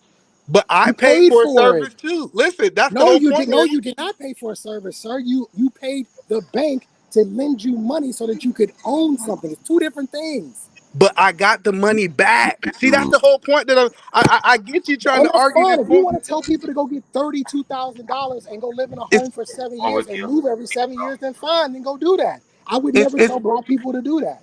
That doesn't so make any it's not sense. it's not a third. If I compare me to you, I got 250,000 You after our didn't get transition. 250,000. I'm not gonna keep going back and forth with you about I this. did. So This is so simple. it's the You money in you my don't bank want account. you don't want to account any interest, and you don't want to count anything else. You just want to say, hey, at the end, I got a big ass check. But you don't want to do the math that comes We did along the with it. math. See, And it that's the and it crazy and it's part, and it's Elisa. and it's and it's Elisa, it's we did the 38,000. math. It's Listen, 38,000. we did And the math, and we and compared that the and renter. that's Hold on, no. Listen, we compared the renter to the. Let me just finish the statement, if that's okay. We compared the renter to the homeowner, and what we found out is the renter, we can call it a service, and that 218,000 is a service. But you know what that homeowner got at the end of it? He got that 218,000 back in his bank. It's a check, that cash. And then you say, well, that money's not real money. Let me tell you, when you go to the store and spend that money, Elisa, it spends like real money. Like that person at this 7 year, that person with that $250,000, if they put that in the stock market, how do you think they life look 7 years from now we still compared to the haven't. person? Come on now, we just making it up now. Listen. We're just doing raw numbers based on the mortgage. Again, we still haven't taken into account anything else that you had to do on that home while you were there. And I lived in a house for 3 years, and by the time we had spent the bathroom had to be redone. I told y'all the story about the pipe. Remember I told you the story about the pipe? Where Oh, she the wanted to sink. change. She wanted the sink. She wanted to change the sink. We had to pay Yes. for that. Like these are the things they want to leave. They like homeowners always. Oh, leave did you this have to stuff pay out. for that? We had to. Yeah, she took it apart. Oh, Remember I told okay. you she Because took it you apart. mentioned something was going on out in the street. But yeah, no, the actual clog was out in the street. Got But it. she hard-headed ass took the damn sink apart. Got But it. that's self-inflicted. That was self-inflicted. Okay, that particular instance was self-inflicted. The bathroom and the ceiling leaking was not self-inflicted, and all the other stuff to something. Not to mention, we ain't talking about power washing the house and all things of that nature. All the fire, there's fire protection. Like there's a whole bunch of other expenses that come along with the house. He's not going to add that in, which would bring the cost. That price of 30,000 even further down. They're not going to add all that in. This is my problem. Like go talk to a homeowner, a new homeowner, and ask them, how are you spending more money now on your home or than you did when you were renting? They're going to tell you, yeah, I spend way more on my home now. Because there's other expenses that come along with the home that renters don't have to worry about. And you just keep wanting to like leave that out. Like, oh, that don't matter. Yes, it matters. Well, I'll cut my own grass. That's fine, but you're still going to have to pay. Typically, I lived in Alaska. I didn't even have an electric bill. I didn't have to pay electric. We had to pay water. That was the only utility we had to pay was water. Yeah, but what I'm saying is most people in America pay utilities, even though they have an apartment. Like, so I get you can say if we move to Alaska, we won't have certain I'm not bills. talking just about Alaska. I gave you 4 other states, by the way. But no, I'm saying majority of the states you have utility bills. Like if I'm off, Elisa, do you have a Yes, utility bill? you have some utility bills, but a lot of apartments I've lived in, I didn't have to pay all the utilities. You and your Yeah, and it home could have to vary pay even all. in my area, vary from city to city. Like in one city, I didn't have to pay water. Now I'm in this city, I have to pay water and gas. It's crazy. But as a homeowner, you have to pay all of it. And Well, in some cases, you got to pay for your trash to get collected. Oh, When yes, that where I live, too. we had to pay the people to come pick up our trash. Mm. Like this is all stuff they just leave this out. If your roof get a leak in it, if the roof get a call leak in your and insurance company. the apartment I get, if these people don't have the proper insurance, they paying out of pocket for that. But what I'm saying is, as a homeowner, you should have the proper insurance, and you actually have insurance for these things that you're talking about too. So, Shoulda, so coulda, I woulda. Everybody ain't got it. Yeah, well, see, often Just like but like everybody the ain't got lowest car insurance. I know lowest because I did level of many insurance. a traffic stops and people ain't had no car insurance. So, but the whole point is that if you have a loan, I know in the state of Washington, it's mandatory that you have insurance on your house. You cannot not like your. They usually include that in your mortgage payment. Like you supposed to have insurance. But I get it. If you gonna buy a house on the loan, you ain't gonna have insurance, and now you got to pay all this stuff out of pocket because you neglected to do what your responsibility as a homeowner was have insurance. It, that's crazy. And I didn't have insurance the whole time. I had renter's insurance. When I had an apartment, I had to have renter insurance where I'm at. So I And how kind of much was it? Like $12? Yeah. mine Yeah. was a little bit more expensive. $9. Right. Yeah, it's pretty affordable in general. So I like to shift the conversation a little bit. And thank you all, Jim. That was wonderful. That was wonderful. I've taken a course in real estate. I didn't take the actual test, but even with me taking that course, I was kind of lost in the sauce. So I can imagine, there's the regular average person. So thank you all for that. I like to speak on what Trey was mentioning earlier, living beneath your means in the Black community. And you say you mentor a lot of brothers and sisters. What Mostly issue? men. Mostly men. What issues do you have when it comes to living beneath their means and budgeting and things of that nature? I think the biggest thing is you gotta get them out of the mindset of living against the Joneses. It's Mm. always the world have marketed in such a way that it's always something new coming out, right? It's a reason that it's a holiday every month now, right? Every month they give you a reason to be able to do it. So the one thing I like to ask, one of the first questions when I sit down with this is, what do you want your life to look like 5 to 10 years from now? Because we got to make sacrifices to get you to where we want you to get you at. But you got to be able to see the vision before we start saying cut back. Because if I tell you don't get those Jordans and you don't have no vision on why not to go get those Jordans, that's something totally different. So what I do is my first time is really trying to get them to see what life can be if they willing to listen. Mm. That's awesome. Are these normally unmarried men? Yeah, yeah. So it's a couple different. I kind of just transitioned to talking to married men. The problem with when I talk to married men, I can get sometimes you get the man on board, and the woman still want to live the lifestyle that she Oh, that's wants. what I was curious. That's what I was curious about. Yeah. Oh So no. that's something. So one thing that my wife decided to do is she decided to become a coach. Right. She took the classes to become a coach. Okay. So what I try to do, and I'm not going to sit like here and tell you it works. I try to get them around other women who already have made sacrifices in the past before, right? Mm-hmm. So when they start seeing the lifestyle that we talk about, we say, hey, check this out. This was the sacrifice, and I think we just have to have more women talk about how hard it was, what those 7 years looked like, what it looked like, when in that small house, us on top of each other. So like those are the type of things that I try to paint for them. But I think men usually can cut back a little bit easier because most men are kind of like minimalists. They might spend, but for the most part, they ain't got like extravagant furniture and different habits. It's usually on their wardrobe and different things like that, and maybe going out. The biggest thing that I see people spend a lot of money in, the people I mentor, was food. Going out, that people don't understand Yes. is you going out and you eating, you know, $30 a day, Don't what do that it. looks like. So I think that's kind of the questions and different things that we kind of talked about that to be able to help them get ahead. Okay. Thank you. Wow. Ay, ay, ay. Mm. Have you seen any success stories thus far, or is Yeah. it So too early? no, no, no. I done seen some guys that have had some real success. One thing people don't understand about mentoring people is putting the plan together is important, but the follow up is just important.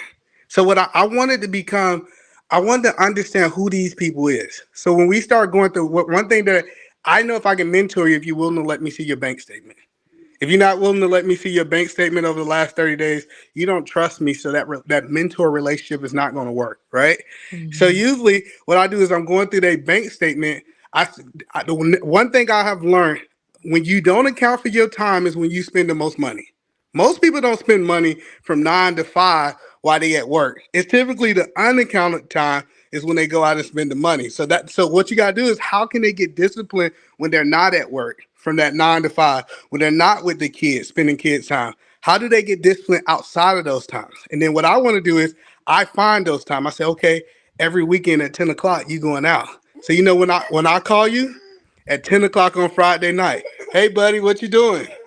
Oh, Oh, oh, wow. are you on the way to the club? Are we sticking to the plan, or we not really caring about our life that we talked about? You got to babysit them for real. It's not really babysitting. It's just making sure that they have that positive influence. Because you gotta understand, they got people their age in their ear talking about, man, we live one time. Let's go get bottles. Let's get that. So as a mentor, it's our responsibility.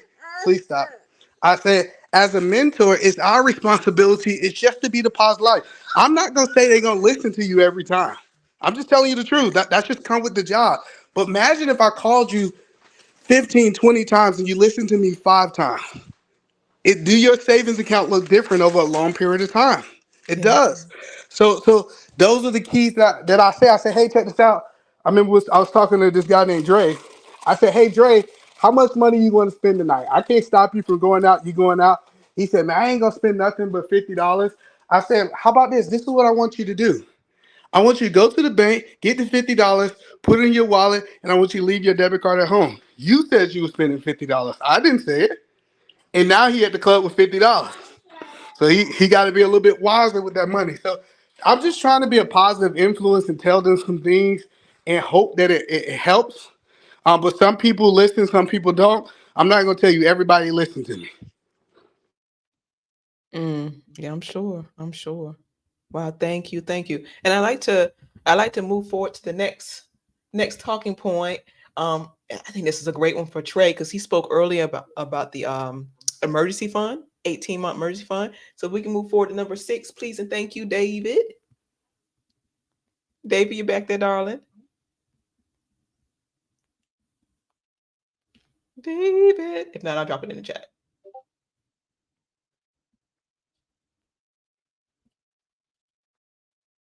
All right, there it is. We'll play on words there. An emergency fund by any other name would smell as sweet. So I've heard 6 months to a year, but Trey said 18 months. And why do you think 18 months is a better Well, goal? I used to say 12. It used to be 12 months, and that was before C19. And what I realized is that 12 months can be gone in a flash. 12 months can go by in a flash, especially if you have an economy like how the one we had during C19 and a little bit slightly after C19. So I now say 18 months just to give you a little bit more cushion. And this really is a if shit hits the fan type of thing, right? It's not meant to be anything other than legitimate emergency. You lost your job, you were fired, we have another pandemic, something along those lines.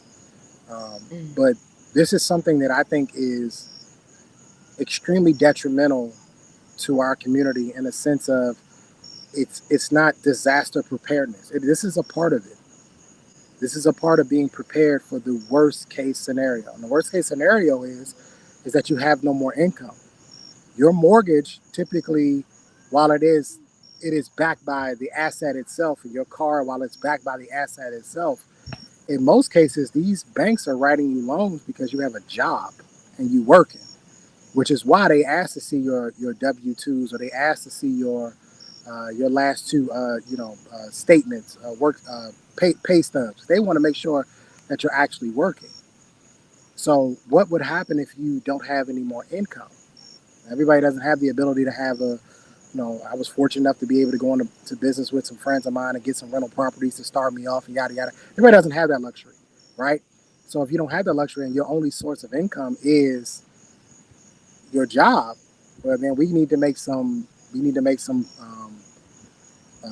choices on, well, what would happen if I were to ever lose this job, and how long would I be able to sustain my current lifestyle? And so that's why I now push it out to 18 months. I think it's very, very, very important.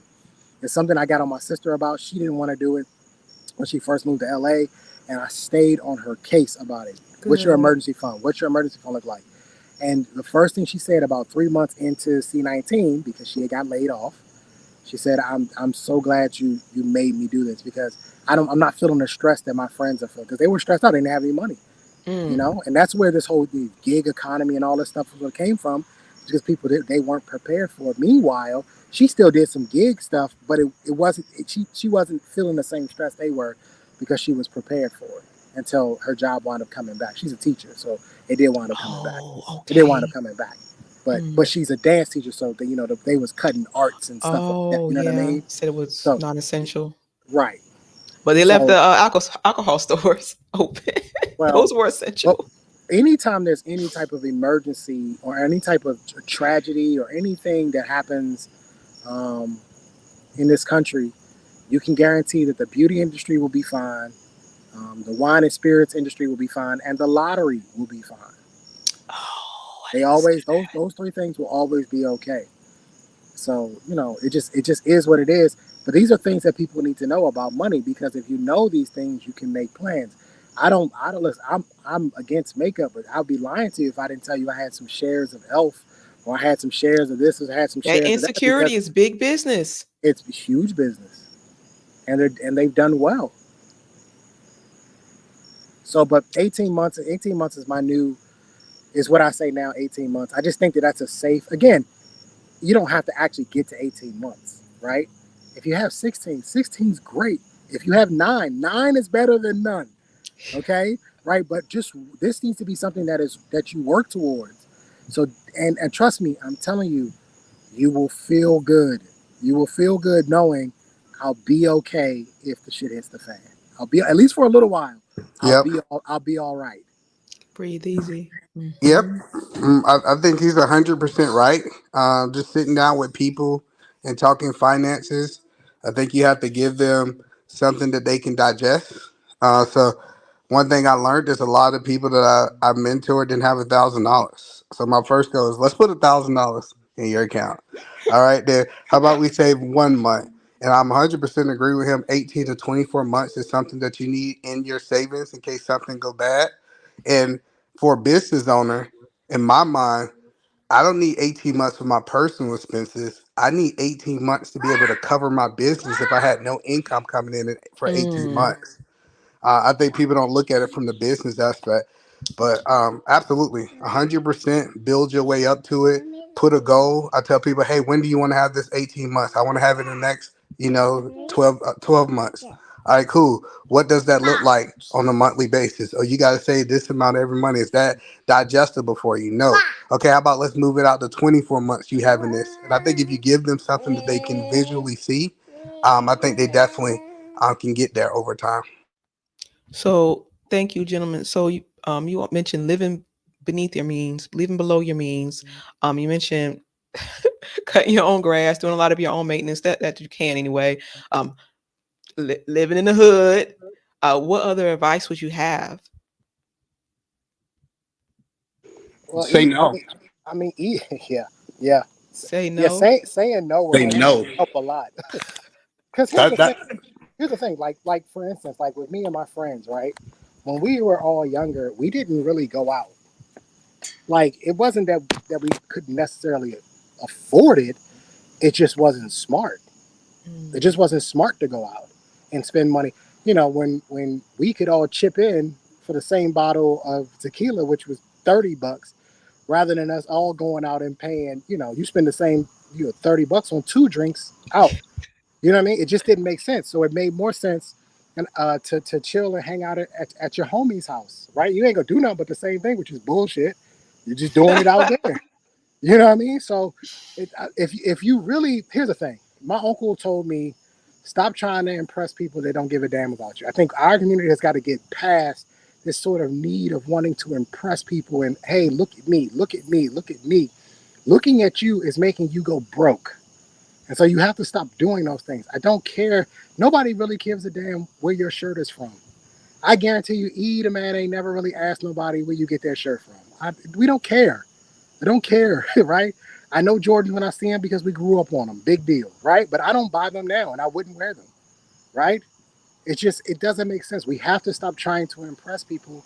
And I'm not saying that this is the reason for our, our financial losses, but it's certainly money that could be useful in other places.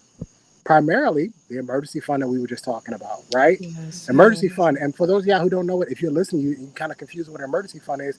It is a grand total of your expenses for the month. And I mean everything. Everything that you live by, whatever Toilet it paper is. too. I Toothpaste. mean, Toilet paper. Everything. everything, everything, Everything. everything, whatever that number is, times 18 to 24. And that is the number that you need to have saved and put away. You cannot touch it. Do whatever you need to do. And that is legitimately, it ain't just for a rainy day. It's for a goddamn tornado, right? It's for when that real emergency hits. But this idea that we have to impress people and we got to spend money and buy money, nobody would give a damn if you got your shirts from Walmart. Nobody would care. Again, I promise you, nobody would give a shit. And I'll be honest, for a lot of the guys who want to impress these women, they don't really care. They don't care. I remember one time I had an outfit on Alicia. I think it was $50 from top to bottom. And the woman, she didn't care. She could care less. She didn't care. So we have to stop spending money on things and take that same money and make it more useful in other places. Start building your portfolio. Start putting money to the side for the business that you want to start, right? Every business needs startup money, needs seed money, right? Or else you're going to be out here begging or what they call raising money, which is essentially begging. You're begging for money, right? Or you out here pitching everybody left and right trying to get your business started, or you're trying to start your portfolio, or maybe you want to go out and go buy rental properties. Even if you buy a rental property, you still need a down payment to some degree, right?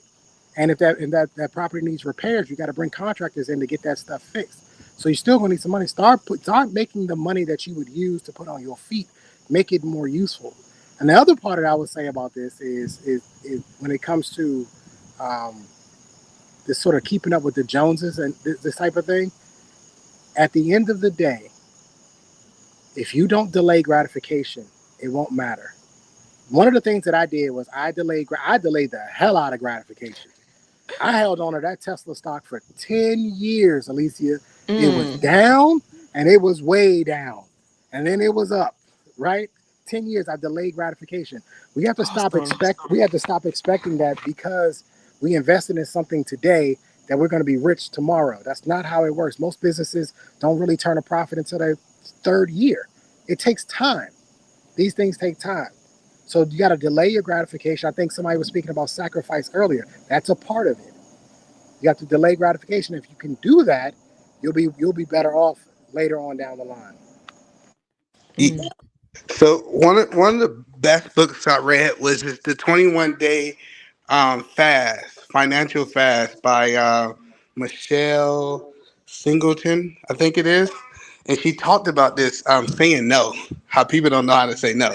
So for 21 days, you're going to go through this period where you're going to tell everybody no that you cannot do it. Oh, I've heard of that. Yeah. And so I remember like one of my good friends, he got married and we showed up. You know what we didn't have? We didn't have a gift. And I remember having this conversation with him. Like, I don't know if he wasn't expecting the gift, but I know his wife was. And I just told her, I said, hey, no, it's nothing against you. We're doing a 21-day fast. Me and my wife have agreed that we're not going to spend any money.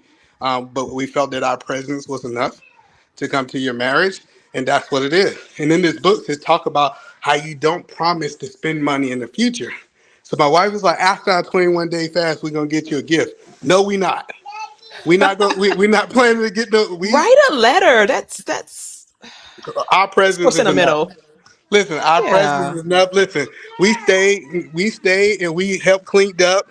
We fold up some chairs. You know what I'm saying? Like, we here to serve you. Like, but we ain't spending no money because that's just what we agreed upon.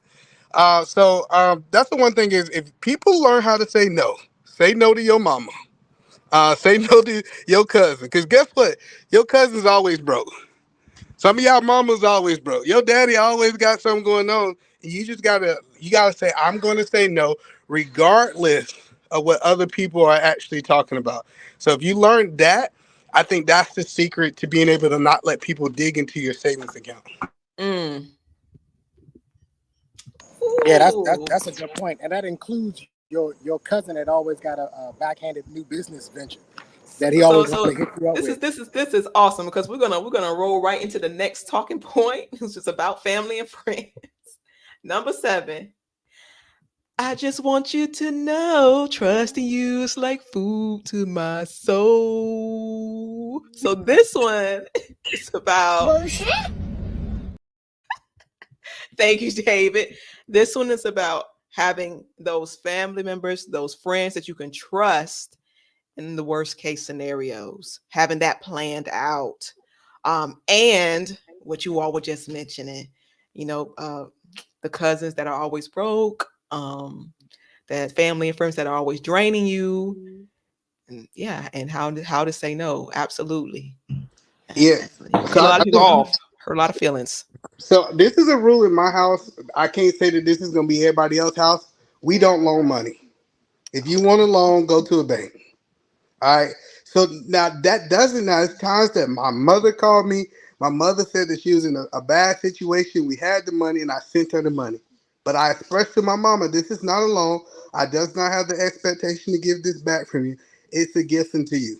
If I can't gift it to someone without expecting it to get it back, I am not giving you the money. I'm not taking Yes. my rent money. I'm not taking my light money. I'm not taking my emergency fund. I'm not doing it. So I'm gonna tell you, hey, I don't have the money for you because I'm not sacrificing what me and my wife built for you.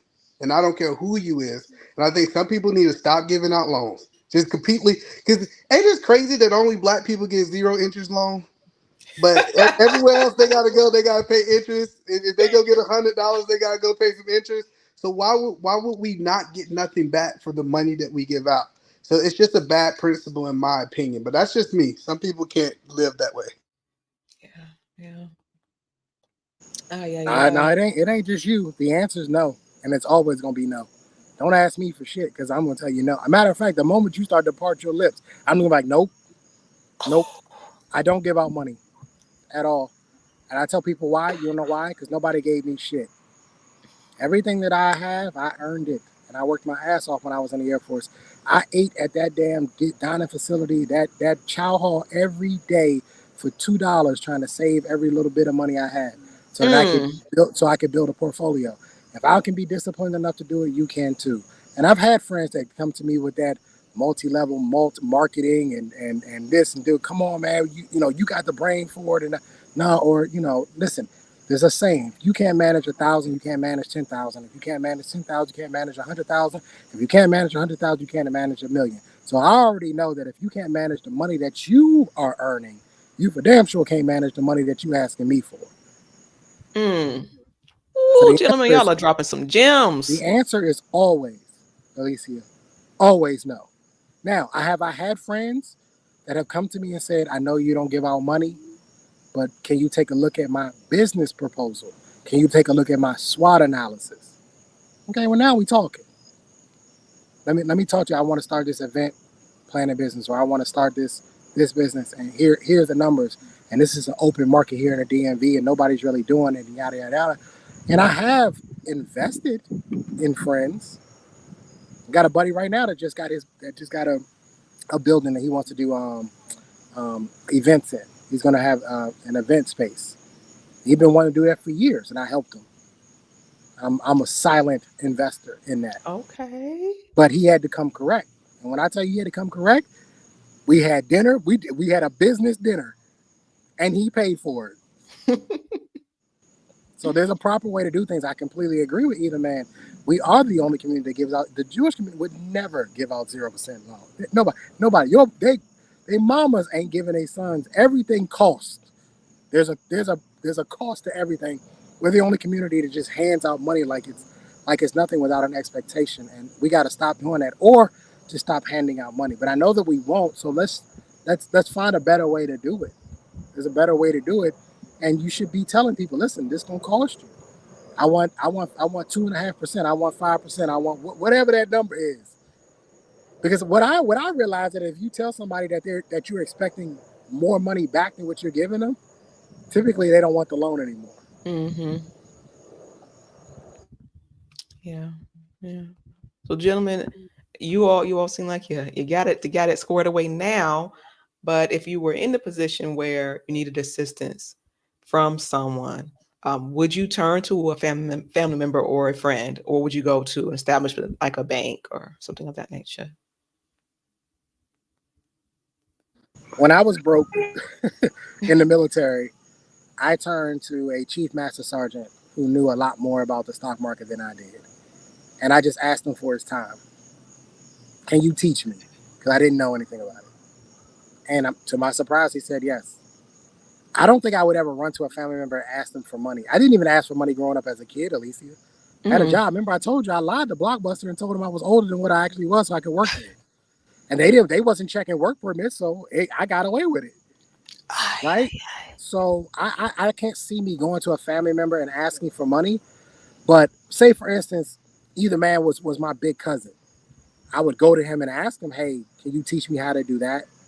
Can you teach me how you did that? I would ask him for his time, but I wouldn't ask him for money.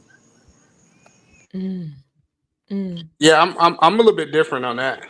I think it's nothing wrong with proposing a business plan, asking people to invest. I know people can look at that from a begging point of view.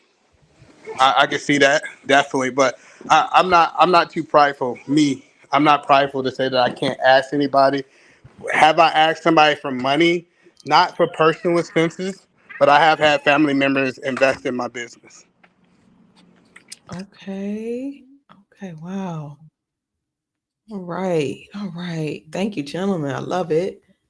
Okay. We're just about done here. Now we already touched on this one.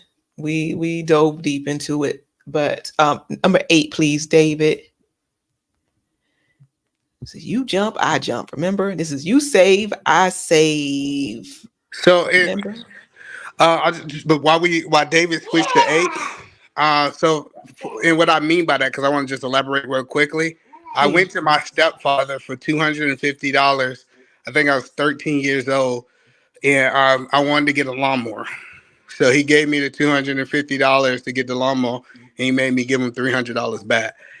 So I do believe that I will go to somebody if I feel like that. And he took a chance because what if I could? 20%. And he got it back like in a week and a half. So I felt like I was with a loan shark, but I knew I ain't want to ask him for no more money. I knew that. That's one thing I learned. Awesome.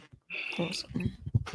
I dropped it in the chat. You save, I save. Remember, I can't turn away without knowing you'll be all right. That is a altar quote from the Titanic. And then she let him freeze in the water. We spoke on the emergency fund and living beneath your means, because I am definitely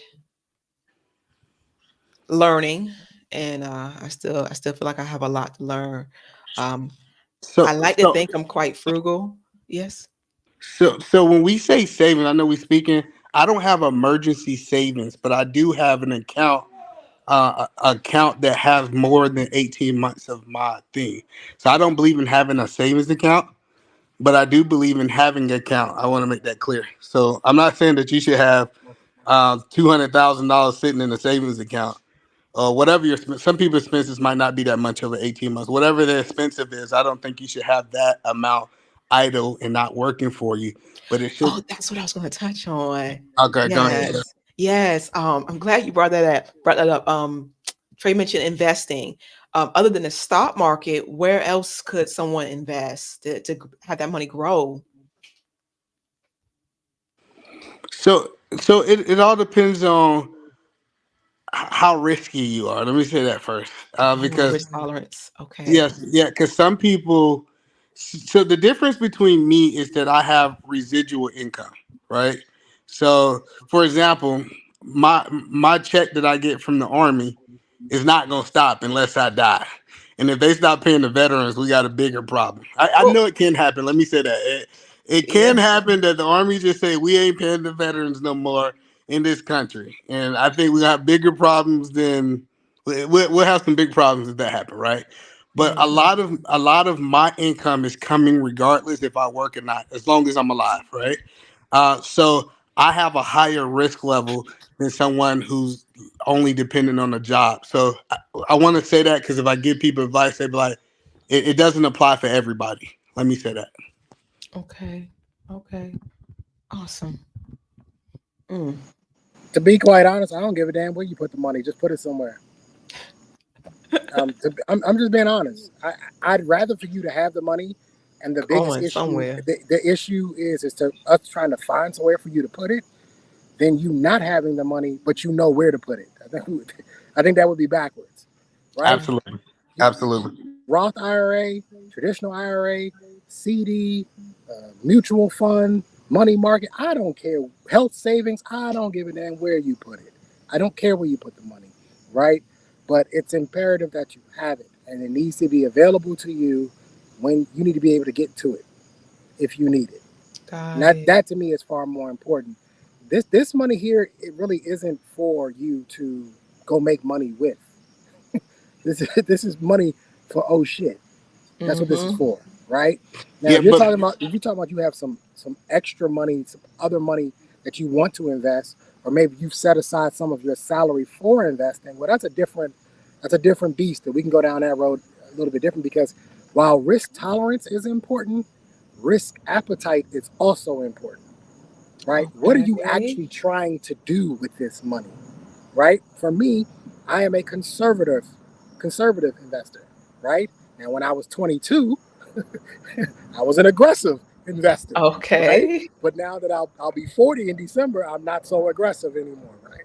I'm far more conservative, and majority of my portfolio in stocks is in dividend accounts. This is how I get my money every month through dividends, right? So it just depends on what your appetite and your tolerance is. We got to address both of them. Mm. yeah, and then we got to talk about, so the stock market, all stocks are not equal. For example, I have Johnson and Johnson stock. I know everybody think it's crazy in 2024 that I still got Johnson and Johnson stock because I don't it's think you're not a. crazy. I got J&J too. Yeah, so it's, I know for a fact that Johnson and Johnson ain't about to grow like Tesla or Rivian. I know that's not about to happen, right? But I know if emergency happen, Johnson and Johnson gonna be there.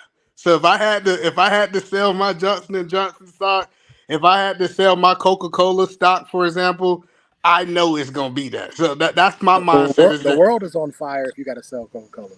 The world is yeah, if literally you on fire. Yeah, so I just mentally I can't have 6 figures sitting in a savings account doing nothing. I'd rather have it getting less than the cost of inflation, and I'm not really getting nothing back, but I just can't have it sitting there because like he said, over time I'm actually losing money if Yeah, it's that money's doing decreasing. nothing. Yeah. Mm. All right. All right. And we'll wrap it up. Oh, Trey, you're gonna love this one. This is a take from Gone with the Wind, number 9. Oh, let me put the chat. Let me pop it in the I've chat. actually never seen Gone with the Wind. I've seen Casablanca though, but I've never seen I Gone don't with the Wind. think I've seen Casablanca. I don't think so. And my grandpa used to watch Gone in the Wind. That's his favorite thing, just sit there and watch it. I loved it. I loved it. In my youth, now that I know a little more about it, I'm kind of conflicted, unfortunately. But yeah, Scarlet's something else. Scarlet and Red. Frankly, my dear, I don't do alimony. Well, let me just say this: we make a big deal about alimony. Alimony is not necessarily an issue for majority of divorces. Let's just get that out the way. For most people, when they get a divorce, this alimony thing isn't even something that needs to be discussed because it's just not a factor. And alimony is only paid in what, like 8 or 9% of the divorces anyway. So let's just get that out the way, right? Most of the Mm, time when I talk about alimony, it's me personal. It's personal. I know I would have to pay it, so it's personal. It's for me, right? But like for instance, my friends and stuff like that, if they were to, I'm not wishing divorce on them, but if they were to get divorced, there will be no alimony. They would only be having to figure out what to do with their home and maybe some retirement accounts. But here's my issue. So I think Go ahead. Go ahead, spit it out. This is a safe space. because I just don't like it. I don't like anything about it. I don't like anything about alimony, but I can understand the thought process if, say, for instance, she was a lawyer or she was a doctor, right? She had some like maybe she had a business or something like that, but she sold the business to like, okay, in those particular circumstances, I can understand. Yeah, maybe she probably should be compensated because she left the job to be, at a stay-at-home wife, and she would have made X amount of dollars over the last, 15 years of y'all marriage because she was accomplished, right? I get a little frustrated when like you see a chick that like doesn't have a college degree, and we don't really know what she would have made over the next 15 years because she just happened to meet this guy and he was on the way up. You know what I mean? Like in those particular cases, I'm like, nah, I don't think they should get divorced. I mean, alimony. I don't. I truly believe that you should get what you came in with. Because Yes. I see a lot of people that these divorces. Like for instance, I was watching a guy today, and he was talking about how he was married for 20 years, but he still takes care of his ex-wife. And I thought, I just assumed, okay, maybe the kids are young. No, the kids are like 21, 22 years. Like, these are grown kids. I'm like, why are you still taking care of her? You know what I'm saying? Like, it's just, like stuff like, and it's not, it was some alimony for a little while. And then it ran its course because it was only for like 6 or 7 years. And then it ran its course, but yet he just kept giving her the money. So I don't know if he just feels sorry for her. I don't know. I don't know. Yeah. But I just Sounds look like at a it, I'm just like, backstory. yeah, I was just like, Yeah. no. I think that if you are a man who has a certain level of means and a certain level of wealth, and you just have to get married, you have to petition that court to get a no alimony prenup. You have to. You have to petition that court to make sure that this woman isn't going to get paid for the next 5, 6, 7 years, just because she happened to find the right guy who wanted to marry her. Thank you. So it's interesting that we talk about alimony because I actually don't think it's nothing wrong with alimony. But I hung around smart people. So like when I first got mentored in business, the one thing that one of my business partners taught me is that you and your wife's salary need to be the same. So in our business, we make roughly the same amount. She get a paycheck like I get a paycheck. Now, do I do more work than her? Absolutely. So we can't say if it's fair or not. So like if I had to go to court, they'd be like, you guys are making the same amount of money. All right, so it wasn't like I make more money. But when I do think back on, my wife leaving the medical field and she's taking care of the kids, I think it should be a time limit for alimony. I don't think you should be able to get alimony if you've been married for a year. But I can see if somebody been married to somebody 15 years, 30 years. This happened with my father-in-law. They was married for 39 years. Do you think she put enough time in 39 years that she should get alimony? Well, it's not really. It's like his retirement check. So she get like a percentage of his retirement check because they've been together for so long, and she been out the workforce for 40 years. She's at a point where at at 60 years old, you can't go and work a job. Like that's not realistic. That she can go and defend for herself. So, but I understand the pain of men. I understand when men say they don't want to pay it because the stories we talk about is usually somebody who married a football player and she was with him for 6 months, got divorced. Now she get alimony. She ain't put her time in. That's You know. crazy. So it's and me and my father-in-law we talked about it, and he actually paid her with joy. He said that those 40 years she held him down. He got no problem. So some men have a problem with the alimony thing, and I kind of get it.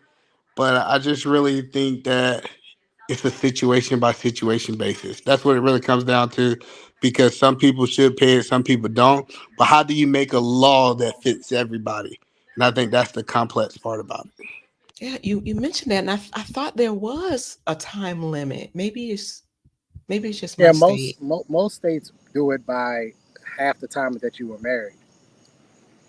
Yes. Most states, but that has even changed to where Some states will do it less than that, and some states will do it more. It is really by a case by case basis, and it depends.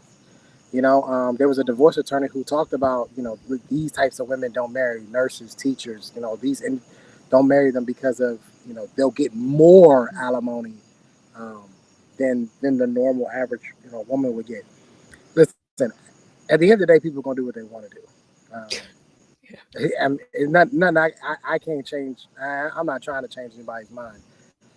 I just think that if you crunch the numbers, the thought process that we were together for this long entitles me to is a reason why I would stay away from marriage. If Yeah, you're gonna be with me and you're gonna say, well, this isn't working out, but because I was with you for 12 years, I'm entitled to. That's a problem. That's a problem, Mm. especially for men who who made the money before she got there. Mm-hmm. There's one thing to say. Well, I didn't have anything while beforehand, and she was a vital part of my success. Okay, I can understand that. At that point, I could get that, right? Maybe a lot of times it was her that came up with the plan, or it was her that came up with the idea. It was her to put the battery in your back to go ask for a raise, or because you deserved it, or whatever the case may be. So Push your ass. I can understand those particular cases, but in cases where a man like me, 40, single, you wasn't with me shooting in the gym, you ain't getting shit. You ain't getting nothing because you Absolutely. wasn't here when I was, sacrificing when I had to go live in a 1 bedroom apartment, even though people were looking at me like, I thought you had money. I'm like, yeah, but it's all invested. It's all, investors are Tied broke. up. I would say that all the time. Yeah, investors are broke. Like we ain't got no money because it's all tied up. So this is what I can rock with.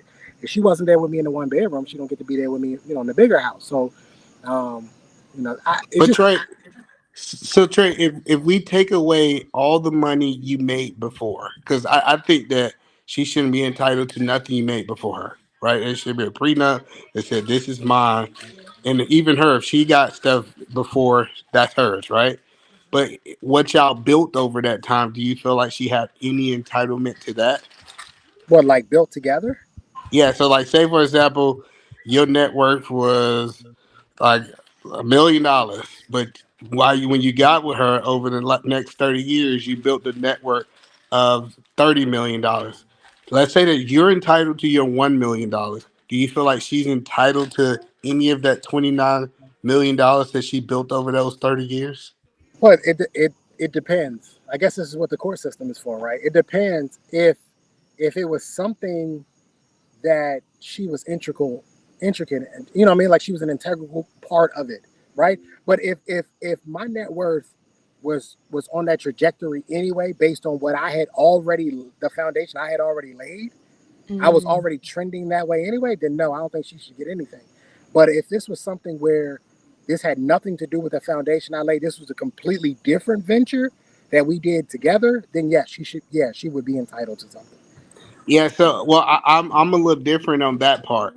So, like, say you had the business in place and the foundation was there, and that business was worth $1 million, and y'all grew to $30 million, and it was even projected, and she was married to you for 30 years. I think the court should isolate what you had before, which be your $1 million, and then she's still entitled to that because I look at husband and wife as one. And I understand you don't have that theory, but she did. She was like, it's hard to measure how important she was in a court system. How important you was versus it's just so hard to do that. True, especially when you bring kids into the picture. You can't really put a price on that. And I love your different perspectives, gentlemen. I appreciate you. I appreciate you. Um, oh, I do want to ask, how familiar are you all with my notes? An asset protection trust. I just learned of this term. An asset protection trust. I'm very familiar, but it's not for the broke. so, Okay. so when You we better, start, you better bring your wallet when you get that lawyer to do that. They're expensive. Oh. Oh, okay. so trust is not something that you can just Say, okay, I got my $1,000 and I'm about to go get my trust. No, you need thousands and thousands of dollars, and the paperwork it take, and it. If you can get it established, it works, but it's just typically not for the broke when we start talking about this Mm, trust. okay. Okay. Interesting. I just But learned that. once But you yeah. start to accumulate some assets, you should have an asset protection plan anyway. Like you should be sitting down with an attorney, and you guys should be working that out, right? Because, for instance, especially if you have kids, right? I try to get my grandmother. She was fortunate enough to have more than one home. I was trying to get her to put her homes in a trust, and she didn't. She didn't want to do that. She said, "Oh, I have my will, and my will will be enough." I had to explain to her that you have greedy family members that are going to come out. They're going to come after this. Oh, why was she? Why was she afraid of putting it in trust? I don't think she's necessarily afraid. She's just unfamiliar with it. That's not talk that we Oh, use in our, you know. I got had it. to learn. Got it. Somebody had to sit me down and teach me about trust, right? It's just not something we talk about. And I didn't learn about a will until I got into the military because it was mandatory, right? So this is Oh, just okay. things. These asset protection plans, just not something we discuss regularly like we're supposed to, right? So, but one thing I know about that asset protection trust is um, those attorneys that typically are doing this work for you, they ain't cheap. That much I know. They Mm, ain't cheap. But typically they do good work, and it's important. Especially, look, trusts are meant so that you skip the probate part of things, right? And whatever it is that you want to do, you can do. But a lot of people don't understand that, and but you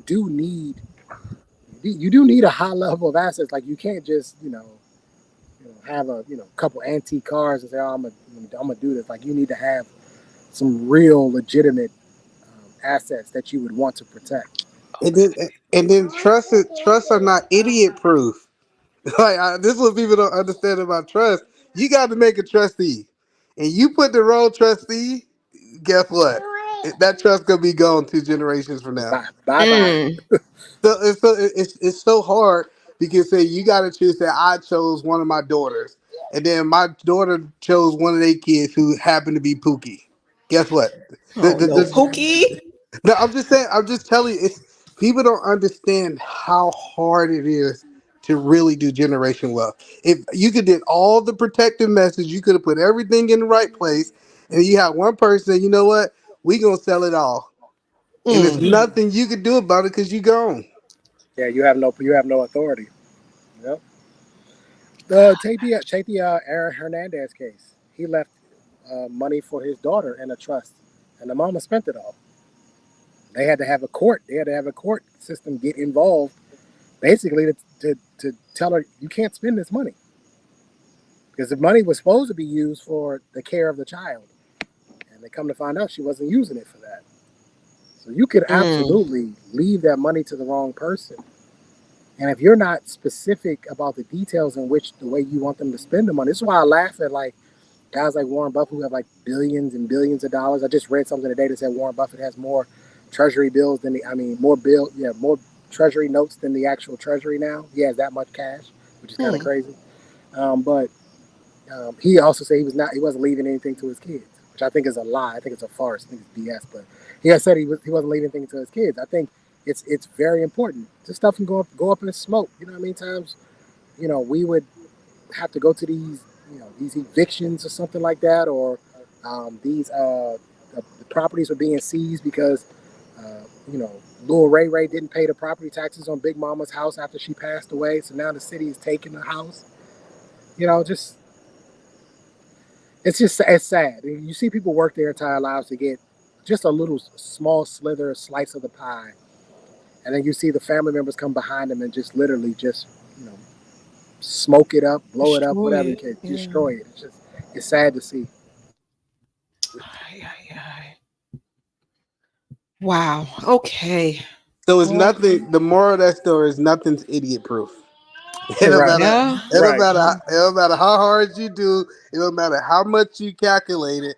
it still comes down to if a person's an idiot, you're gonna lose it all. And I Mm. like with Warren Buffett, that's why Warren. I think all of his kids are multimillionaires, and he said, "I'm gonna show him how to." He done gave them a lot of money while he was alive now, so that's why he ain't got to quote unquote give it to him when he died. But he said, "I done at least gave them enough."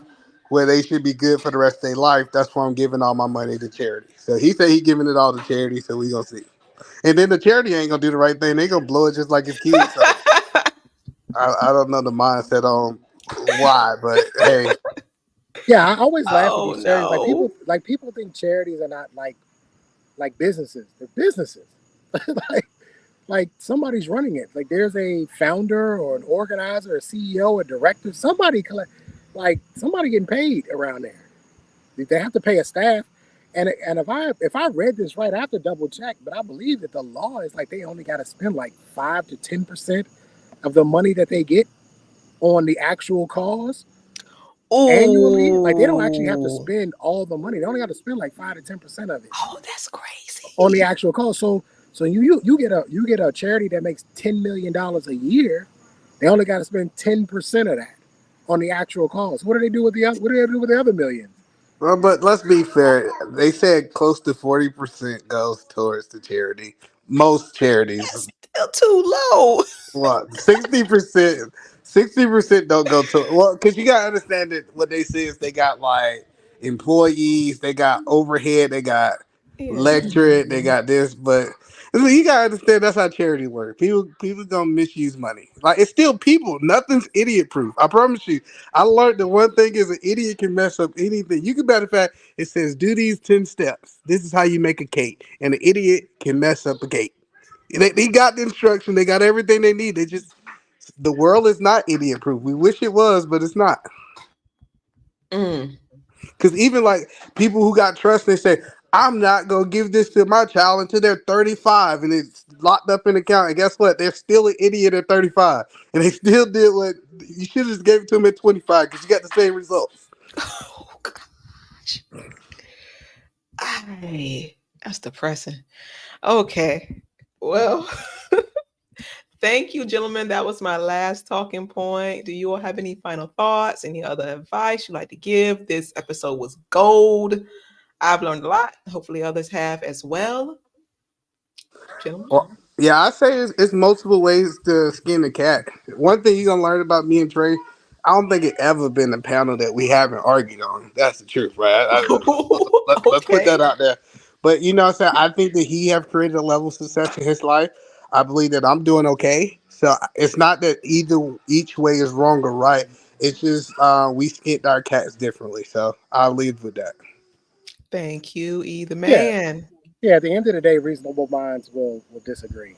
It's always going to be that way, right? And I do agree that there's a million ways to do different things, right? Just do something with your money for the love of everything that is sacred and holy, people. I'm so tired of seeing people just spend money on nonsense. Listen, I happen to live about 5 minutes away from a dispensary, right? And where this dispensary is actually next to the Pilates. Yes, I do Pilates, but I can explain that later. But that's not the important, right? Well, I do it because I play golf, so it's good for golf. But anyway, it's actually right next to it, and the parking lot on Friday night and like Saturday, it's just packed. And I just think to myself like, how much money do y'all spend on it, and like, what else could you do with the money? And I'm not saying that it Yeah. would make you rich overnight, but it would certainly put you in a better situation in the long term. So just think about, do you actually need that coffee from Starbucks every morning? Do you actually need it, or could you save a few dollars and maybe make your coffee at home, and then use that to that a couple dollars, and maybe go buy you a few shares or something, right? That's going to make you some money. I think I'm going to get with our pain. I think we're going to do a dividend class, because I think something that that our community is missing out on is how to actually invest in companies that you wear every day. I wear Nike every day, but Nike cuts me a check every 3 months. They pay me a dividend every 3 months Let as me know. Let me a know. part of I'm their plan. there. So if you look at the things in your house right now, right? Either man was talking about Johnson and Johnson. I'm sure somebody got some baby oil and some powder in there somewhere. right? You use these products, but you're not getting any part of the revenue. Now this is where I agree with Eda Man about ownership, because this is important. And if these are products that you use on your everyday, why not get a little bit of the revenue that they generate? All these fat bodies out here going to McDonald's every day. McDonald's pays a dividend every 3 months. Why are you not investing in Hmm. McDonald's? If you're gonna eat there, that's all I'm saying. It Just makes I'm not telling sense. you what to do with your Makes money. sense. I'm just saying you could do something better with your money. That's all I'm saying. Great show. It makes sense. Thank you. Thank you. Um, Final thoughts. Take the time to learn. Pick up a book, take a seminar, whatever the case may be. It is overwhelming. It is overwhelming. So one step at a time. One step at a time. Thank you, gentlemen. It's been an absolute pleasure. Um, and thank you for everyone watching. My name is Alicia Kathleen. This is the Grown Ass Woman Podcast. We'll see you next Thursday. Bye bye. Take us out, David. Is David there? David. David. How do you pronounce her name? Is it Catellia? Is that correct? Catellia? Let me know, Catellia. Am I pronouncing your name correctly?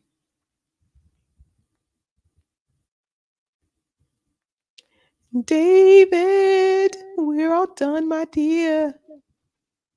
Let's end the show. Oh, Catellia, thank you. Thank you. That's I'm beautiful. here. I'm here. Sorry about that. Sorry about that. Hey, I'm here. sweetie, I'm you here. I was okay? think, You okay? Bye, I'm here. I'm right. everyone. I'm here. There's so much in my mind. I was like thinking about the whole thing. Then I It just was got zoning out. That's all yeah. right. No, the zoning was not the issue. It was just the calculation and everything that we were talking about, and I was going back and forth in my head doing some calculation because one, when they mentioned real estate, New York City was one of the type of places. If you get a property outside a bad neighborhood, then you make some kind of profit. But if you get a property within some of those bad neighborhoods, depending on how the real estate agent or the appraiser go about it, you can end up losing money. Mm, So New York City make things much tricky compared to what's going on outside New York City. So kind of like that was on my head. So I was doing everything in the back, and I was running around trying to make sure I don't miss a moment. I was getting kind of tired. yeah, it's a Um, lot. It's a lot. I would say this show do need a part two. You think so? Yeah. Okay. Okay. Let's talk about No, it. Let's talk but about so it. no, we haven't saying that there's a lot of gray area have been glossed over concerning finance and marriage. Trey and either man did one area very, very well. They exposed something that a lot of people don't talk about, which is very essential, which is good. It was a good argument with a good logic. Now that is concerning buying a home. We haven't addressed the part on the everyday budget when it comes to the day-to-day things you need to worry about. Yeah. Yeah. That we're not looking at cost of grocery, how much you now if someone's that into finance that heavy, how much you spend on grocery every year. Yeah. Really diving deep on how to cut back Uh, and those sacrifices that we have to make to get ahead. Now, when it comes to finance, who is more logical to be financial sane when it comes to dealing with men or women? It seems like men are more reasonable, more Easy. responsible. If we had to wear the same shirt for the next 1 month or 2 months, it's possible. You don't have to buy extra clothes, but for a woman point of view, how often, oh, I need something to wear. I gotta have this, I gotta have that. There's a lot of things that have not been dealt in depth, but I get it. It's something that even some pastors have talked about in marriage counseling. That's one of the number one reason of marriage falling apart when it comes to money. Mm-hmm. How they're being managed, how they're being used, how they're being utilized. Yep, I was being wasted. That's why it's good to see Trey point of view and either man point of view because Yes, yes, that was perfect because they were so in some aspects they were so different, and we needed to hear you we know need the to hear debate. both. You know the debating their view. Not everyone is the same. I recall this happened between Trey and Records Ray when it comes to finance. They are both financially capital individuals. How to go about it is different. So if there's not gonna be a part two for this one, the topic, that's fine. But it just shows we just touch one critical area when it comes to real estate, when it comes to marriage. I can definitely see an episode where we really dive deep No, on that's saving. Yeah. that's why I had to take a script from Paul Bennett and Peter. There's a gray area that sometimes we decide not to step upon. We just, this is not gonna happen. This is not gonna worry about, and not realizing this discussion between Trey and either man, it exposed a lot of things. Yeah. Because I watched my parents, they didn't know nothing about money. Did they Mm. teach me about it? Your You know? parents did it. Your parents would know different, would they? Nope. Just go work. That's it. You go work. That's it. So, And can I hold something? so that kind of like, if no one's not thinking about it in that way, they're not ready for marriage. Yeah. That's where you have to. I feel I, like I you have to digress. delay those wedding bells until you're better prepared. You know what? Absolutely. I'm going to throw this one out there. This idea of spending too much money on a wedding ring is useless. Oh gosh. Oh gosh.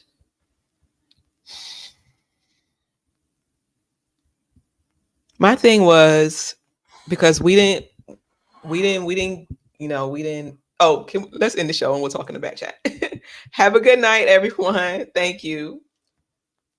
Let's end the show on this note to talk about it in the back. All Got right. it. Got it. Got it. Mwah.